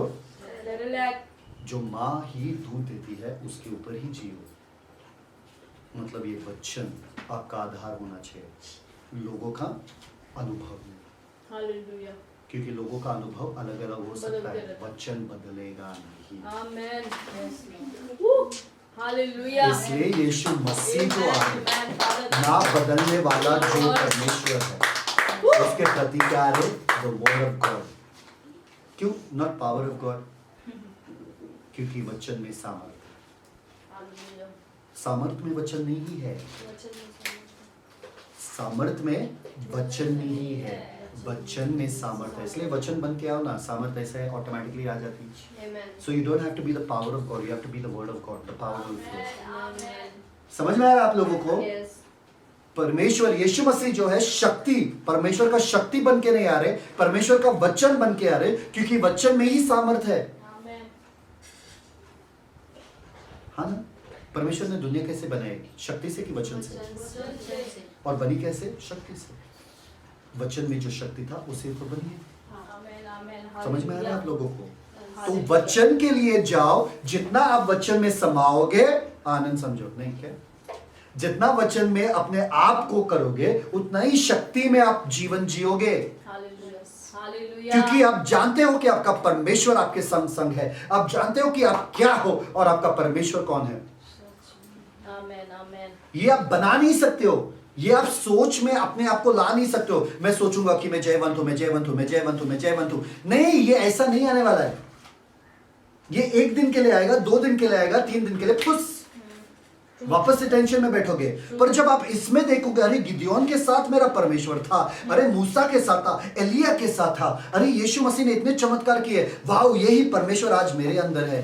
जितना आप पढ़ते जाओगे उतना सामर्थ्य आप में बढ़ता जाएगा। हालेलुया वो साइकिल वाला पंप जैसा रहता है ना, वो अपना जीवन मत करो। हवा भरो, हवा है, फिर वापस फुस, वापस से भरो, वापस फुस, वापस भरो, वापस फुस, वैसा मत बनो। अगर आपको स्टेबल होना है ना, यीशु मसीह जो आ रहे ना वापस बन के, वो आप जाओ उसके पीछे। क्या बन के आ रहे? वचन। परमेश्वर का वचन तो परमेश्वर के वचन के लिए जाओ, तैयारी आपकी ये भी है। इसलिए यीशु मसीह ने क्या कहा? Abide in me and my words abide in you. मतलब मुझ में बने रहो और मेरा अनुभव, मेरा अनुभव। यीशु मसीह का अनुभव अच्छा था ना? यीशु मसीह कभी अपना अनुभव कहे? कभी नहीं कभी बात की अपने अनुभव के बारे में? यीशु मसीह ने कभी पतरस को बोला, किसी को बोला, देखो पिछले बार ना मैं जा रहा था तो 2 अंधे मिले थे मुझे, तो मैंने उनको चंगाई दिया। वो सामरी स्त्री वहां पर बैठी थी। यीशु मसीह ने कभी किसी को कहा है ऐसा? क्यों नहीं कहा? क्योंकि उनको मालूम है उसमें कुछ सामर्थ नहीं है, वचन में सामर्थ है। वचन बात करो बस। हालेलुया अपना अनुभव थोड़ा थोड़ा अगर डालू तड़का तो ठीक है, पूरा अपना अनुभव बात करोगे तो जब भी मैं प्रीचिंग सुनता हूँ लोगों के अनुभव के बारे में, मुझे तो नींद आती है। क्योंकि मुझे मालूम है परमेश्वर आपके साथ कैसा डील करते हैं, मेरे साथ नहीं करेंगे। मुझे कुछ सिद्ध वाली बातें बताना है, यस जो जो जो सनातन है, Yes. इसके बारे में बात करो ना, मेरे यीशु के बारे में बात करो ना। आपके बारे में क्यों बात कर रहे हो? मुझे नहीं जानना आपकी जिंदगी में क्या हो रहा है। आपको पता चल रहा है? यीशु मसीह नहीं बातिमस के जीवन में क्या हुआ, वो सेंचुरियन के जीवन में क्या हुआ, उसके बारे में प्रचार नहीं करते थे। मिरेकल्स प्रचार नहीं करते थे यीशु मसीह। मेरे साथ ऐसा बड़ा चमत्कार हुआ वहां पे, तुम लोग भी विश्वास करो मुझ पर कि मैं ऐसा चमत्कार कर सकता हूँ। उधर देखो, उसको मैंने चंगाई किया, उसको मैंने नहीं। हमेशा वचन, तुमको आना है मेरे पास, वचन लेना पड़ेगा। वचन नहीं चाहिए तुमको, अनुभव नहीं मिलेगा। अनुभव नहीं चाहिए मेरे को, अनुभव बहुत मिलेगा। दुनिया में अनुभव है, वचन नहीं है। Come on, read this part. I want you to read this part, verse 11, the last part. What is his name? उसको क्या बुलाया गया?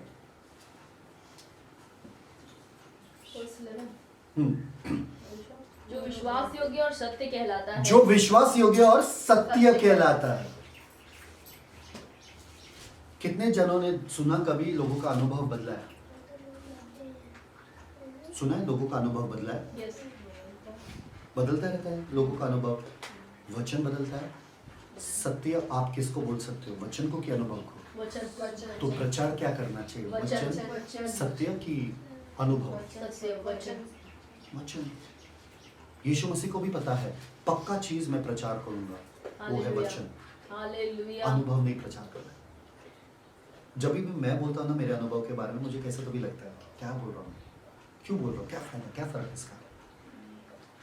पर जैसा पौलुस कहता है ना, तुम लोगों के लिए मुझे मनुष्य बनना पड़ता है। I have to talk like a man, ताकि मैं आप लोगों को बताऊं कि ऐसा जीवन में हो रहा है कार्य, वरना मैं अपने जीवन के बारे में टेस्टमनी नहीं बताना चाहता। क्योंकि हमको क्या चाहिए भाई, तुम्हारे जीवन में हो रहा है क्या, तो ही मेरे जीवन में होगा। कितने जन यहाँ पे माँ है दुनिया में जो आदमी लोगों के पास गए जब वो लोग प्रेग्नेंट थे? आदमी डॉक्टर था, है ना? आदमी डॉक्टर है ना, माँ का डिलीवरी करवाते ना। पुरुष डॉक्टर है, माँ का डिलीवरी कराते ना, बच्चों का डिलीवरी कराते। आप बोलते हो क्या उसको? आपका खुद का डिलीवरी हुआ क्या? एक्सपीरियंस है क्या तुम्हारे पास? तो फिर मेरा डिलीवरी कैसे करोगे? जा, क्यों नहीं बोलते हो? आपको मालूम है कि उनके पास सत्य है, उनके पास वो डिग्री है, उनके पास वो औजार है, और उनको मालूम है कि वो क्या कर रहे हैं, इसलिए आप अपने आप को सौंप देते हैं। So whether you have experienced the word of God or not, you have to preach. वो हालेलुया। समझ में आ रहा है लोगों को? तो आपका एक्सपीरियंस मत देखो कि बंदा एक्सपीरियंस कर रहा है कि नहीं कर रहा है। ये वचन सत्य, प्योर वचन है जो परमेश्वर के सिंहासन से आता है।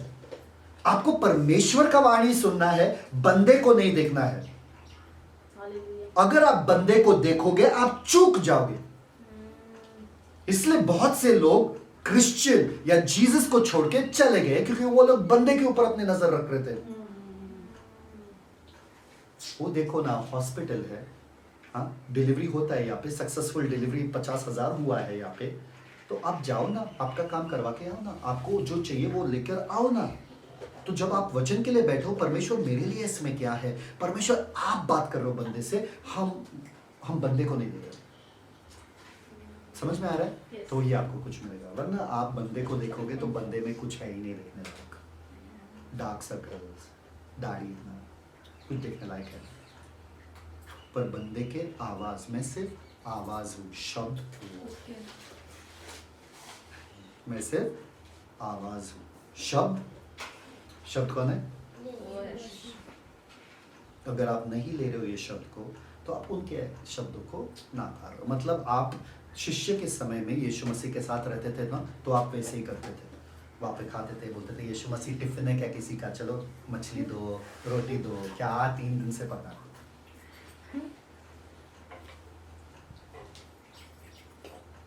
यीशु मसीह अगर सच में सामने बैठते थे,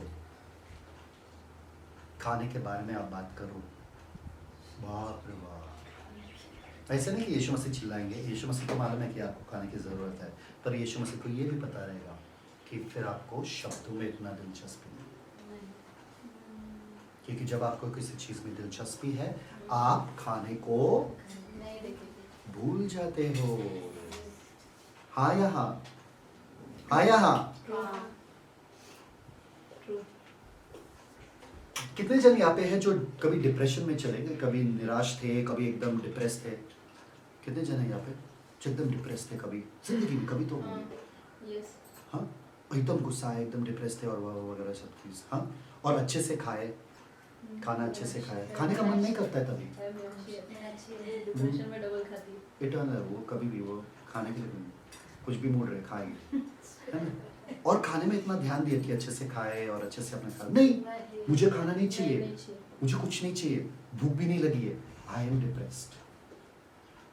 तभी क्या होता है, दिलचस्पी डिप्रेशन में आ जाती है, दिलचस्पी वो इश्यू में है।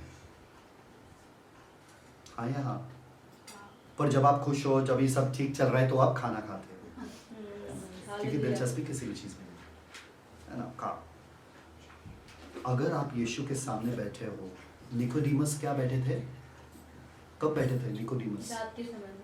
निकोडीमस कब बैठे थे? नाइट में। कब बैठे थे? रात के समय में। निकोडीमस ने 4 शब्द बोले, बस 4-5। यीशु मसीह ने पूरे रात बातें की। समझ में आ रहा है आपको? और निकोडीमस नहीं बोला कि मैं यहाँ पे सो के सुनूं क्या यीशु मसीह चलेगा। निकोडीमस सो रहे थे। निकोडीमस को पता था वो रब्बाई था। निकोडीमस रब्बाई था और निकोडीमस जानता था अगर ये बंदा बात कर रहा है तो इसके वचन मेरे लिए अनमोल है। क्या हुआ निकोडीमस का? परिवर्तन हो गया उसका जीवन। फारिसी होके परिवर्तन हो गया उसका जीवन। क्यों रात के समय में क्यों आया? क्योंकि वो डर रहा था लोगों से? नहीं, क्योंकि रब्बी लोगों को पता है कि रात के समय में ही रब्बी लोग फ्री रहते हैं बात करने के लिए, क्योंकि पूरा दिन भर वो लोग मंदिर में रहते, लोगों को सिखाते हुए। सिर्फ रात के समय में होता है जो उनको टाइम मिलता है। इसलिए वो यीशु मसीह के पास आते ही कहा क्या? हे ग्रेट रब्बी, मुझे सिखा। वो सोए थे क्या रात के समय में जब यीशु मसीह सिखा रहे थे? बिल्कुल नहीं। जब यिर्मयाह लोगों से बात करते थे, जब आइज़ाया लोगों से बात करते थे, जब मोसेस लोगों से बात करते थे, ये है परमेश्वर का वचन तुम्हारे लिए, कितने जनों को नींद आता था?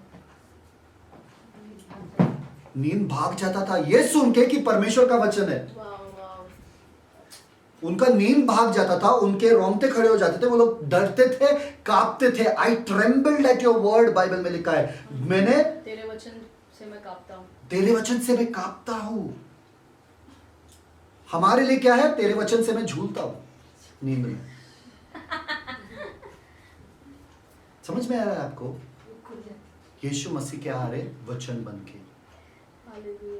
मतलब वचन बहुत ही, यही वचन, एक बात मैं कह रहा हूं आप लोगों को, ये ध्यान से सुनो। यही वचन जो आपके हाथ में है ना, इसी वचन से पूरे मसीह विरोधी और उनका पूरा जो झुंड है वो भस्म होने वाला है, इसी वचन से। इसको कम मत समझो,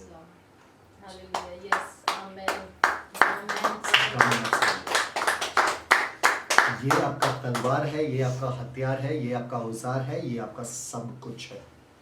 इसमें संसार है, आपका आकार है, आपका जय जयकार है, का डकार नहीं है आपका। ओके, आगे पढ़ो। Thank you father. भी ये संतुष्टि खा खा के इतना संतुष्ट हो जाता है। फिर आमेन। आगे पढ़ो, वर्स 14, वर्स 14 वचन। और स्वर्ग की सेना श्वेत घोड़ों पर सवार और श्वेत और शुद्ध मलमल पहने। स्वर्ग के सेना, धरती की सेना नहीं। स्वर्ग की सेना। Our identity has changed. हम स्वर्गीय लोग थे, स्वर्गीय लोग रहेंगे। हम जब सेना बन के आएंगे, धरती वाला सेना नहीं, स्वर्गीय सेना बन के आएंगे। Wow, to be identified with heaven. परमेश्वर हमको स्वर्ग हमको सेना बना रहे, सेना हमको सेना बना रहे, हमको स्वर्ग। स्वर्ग के सामने कोई खड़ा हो सकता है क्या? नहीं। और स्वर्ग का सेना कौन है? हम लोग। आपको पता चल रहा है मैं क्या बोल रहा हूं? धरती का सेना फिर भी, धरती के सेना में भी खड़े करने के लायक नहीं, हम भाग भी नहीं सकते 3-4 किलोमीटर। समझ में आ रहा है आपको? स्वर्ग का सेना बना रहे हमको, स्वर्ग का, who has never lost any battle। स्वर्ग का सेना हमको बना रहे। Come on। क्या किया है यीशु मसीह ने आपके लिए यार, क्या किया है?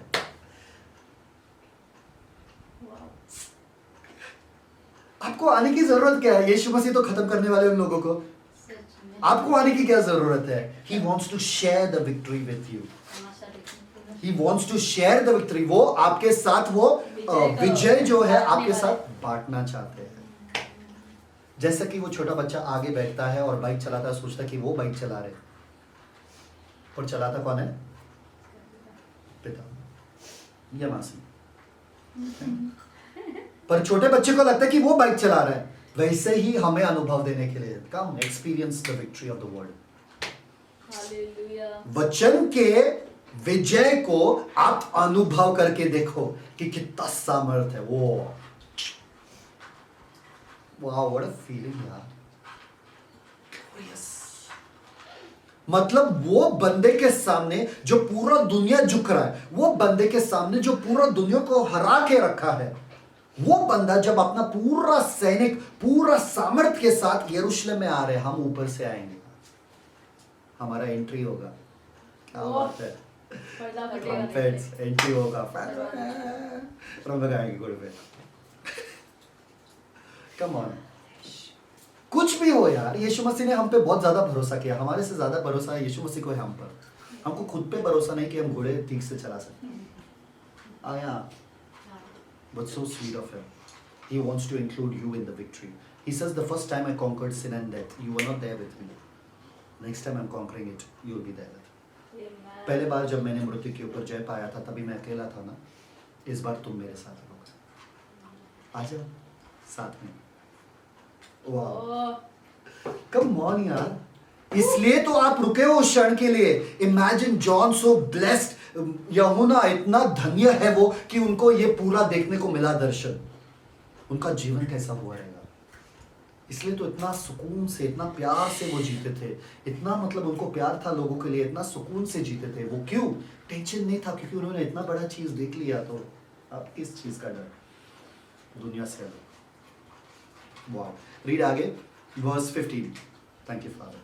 और जाति जाति को मारने के लिए उसके मुंह से एक चोखी तलवार निकलती है, और वह लोहे का राजदंड लिए हुए उन पर राज्य करेगा, और वह सर्वशक्तिमान परमेश्वर के भयानक प्रकोप की जलजलाहट की मदिरा के कुंड में दांव करो देगा। आमेन। और 16, और उसके वस्त्र और जांघ पर यह नाम लिखा हुआ। क्या नाम लिखा है? राजाओं का राजा और प्रभुओं का राजाओं का राजा और प्रभुओं का प्रभु। कम ऑन, समझ में आ रहा है आपको? राजा कौन है? राजाओं का राजा, राजाओं का राजा। कौन से राजाओं का राजा है वो? हम। कौन से प्रभुओं का प्रभु? कौन प्रभु है? हम प्रभु है ना। हम प्रभुता करते ना धरती के ऊपर। आया, हाँ, हम प्रभु है। प्रभु रॉजर। सिंबल ऑफ प्रभु को क्यों कहते हो मंदिर वाले हो इसमें, है ना? प्रभु रॉजर, प्रभु शिवानी, प्रभु लवली। समझ में आ रहा है? राजाओं का राजा, प्रभुओं का प्रभु, उसका नाम लिखा है। वाह, एक राजा दूसरे राजा को नहीं लाता है, क्योंकि राजा देखता है कि मैं ही राजा बना रहा हूँ, दूसरों को क्यों बनाओ। तो यीशु मसीह देखो, हमको भी बोल रहे चलो तुम लोग भी राजा, चलो आ जाओ। देखो, जब बड़े भैया जो है वो राजा है हमारा, तो हमको भी राजा बनने का वो अवसर दिया है। आ जाओ, तुम्हारा ही है, चलो लो, क्या लेना है तुमको? नाला सोपारा ले लो, नाला सोपारा तुम्हारा। चलो आगे, नेक्स्ट वर्स 17। फिर मैंने एक स्वर्गदूत को सूर्य पर खड़े हुए देखा। कहाँ पे? सूर्य पर। कहाँ पे? सूर्य पर खड़े। जलेगा नहीं वो? नहीं। इतने रोशनी में आ रहा है जो सूर्य को भी धीमा कर देगा, इतना धीमा कि सूर्य पे भी आप जाके खड़े हो सकते हो। सोचो कि सूरज का रोशनी क्या हो जाएगा, ऐसा हो जाएगा सूरज का रोशनी, ऐसा बस ये रिंग लाइट के जैसा, खत्म। खड़े रह के आप उधर से बात कर सकते हो। कम ऑन, समझ में आ रहा है आपको? बंदा वो एंजल सूरज के ऊपर खड़ा रह के बात कर रहा है, मतलब सूरज का रोशनी कितना कम हो गया इवनिंग के टाइम में। आगे पढ़ो। और उसने बड़े शब्द से पुकार कर आकाश के बीच में से। बंदा किसको बुला रहा है?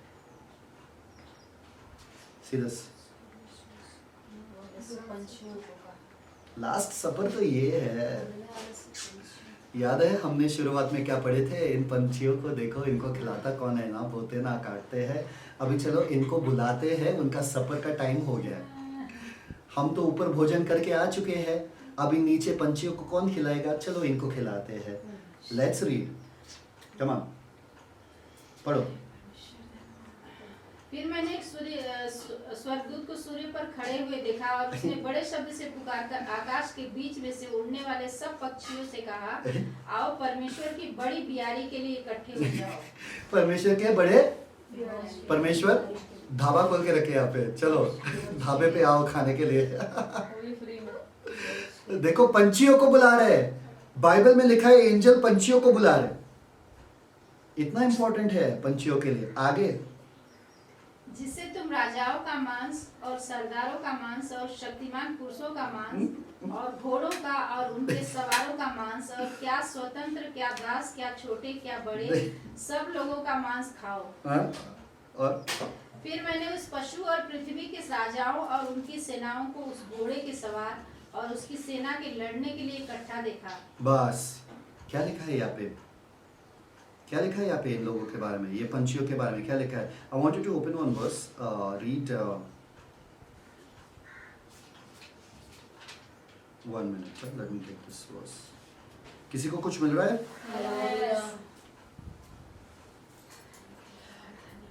Deuteronomy, read Deuteronomy 28-26। ये एक श्राप है, ये एक श्राप है। ड्यूटोनॉमी मतलब व्यवस्था विवरण 28-26। व्यवस्था विवरण 28-26। और तेरा शव आकाश के भांति भांति के पक्षियों और धरती के पशुओं का आहार होगा और उनको कोई भगाने वाला न होगा। समझ में आया? तेरा शव किसके लिए रहेगा? आकाश के पक्षियों के लिए, और उनको कोई भगाने वाला नहीं रहेगा। ये एक श्राप है और लोगों के ऊपर ये श्राप आ गई है कि आकाश के पक्षी आके उनका शव खाएंगे। यिर्मयाह 7:33, यिर्मयाह 7:33।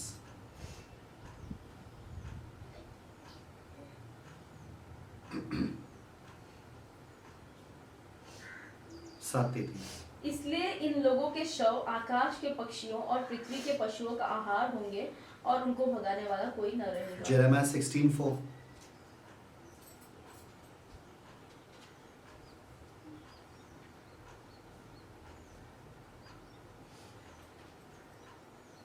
उनके विषय यहोवा यो कहता है, वे बुरी बुरी बीमारियों से मरेंगे, उनके लिए कोई छाती ना पीटेगा, न उनको मिट्टी देगा। वे भूमि के ऊपर खाद के समान पड़े रहेंगे, वे तलवार और महंगी से मर मिटेंगे और उनके शव आकाश के पक्षियों और मैदान के पशुओं का आहार होंगे। एजिकल 39:18-20। देखो पूरा पुराना नियम ही है।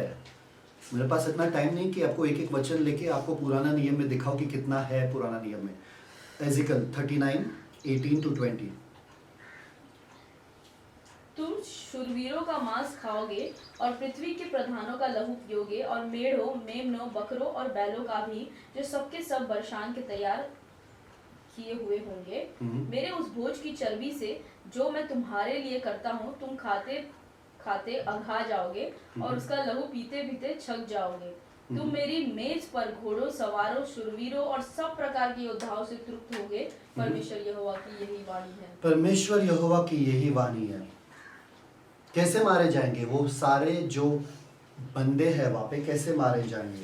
यीशु मसीह के तेज से, पहला पॉइंट। दूसरा, स्वर्गदूतों से। तीसरा, संतों से। चौथा, hail and rain from heaven. By Jews, by the beast of army slaying each other, मतलब ये वो एक दूसरे को मारेंगे।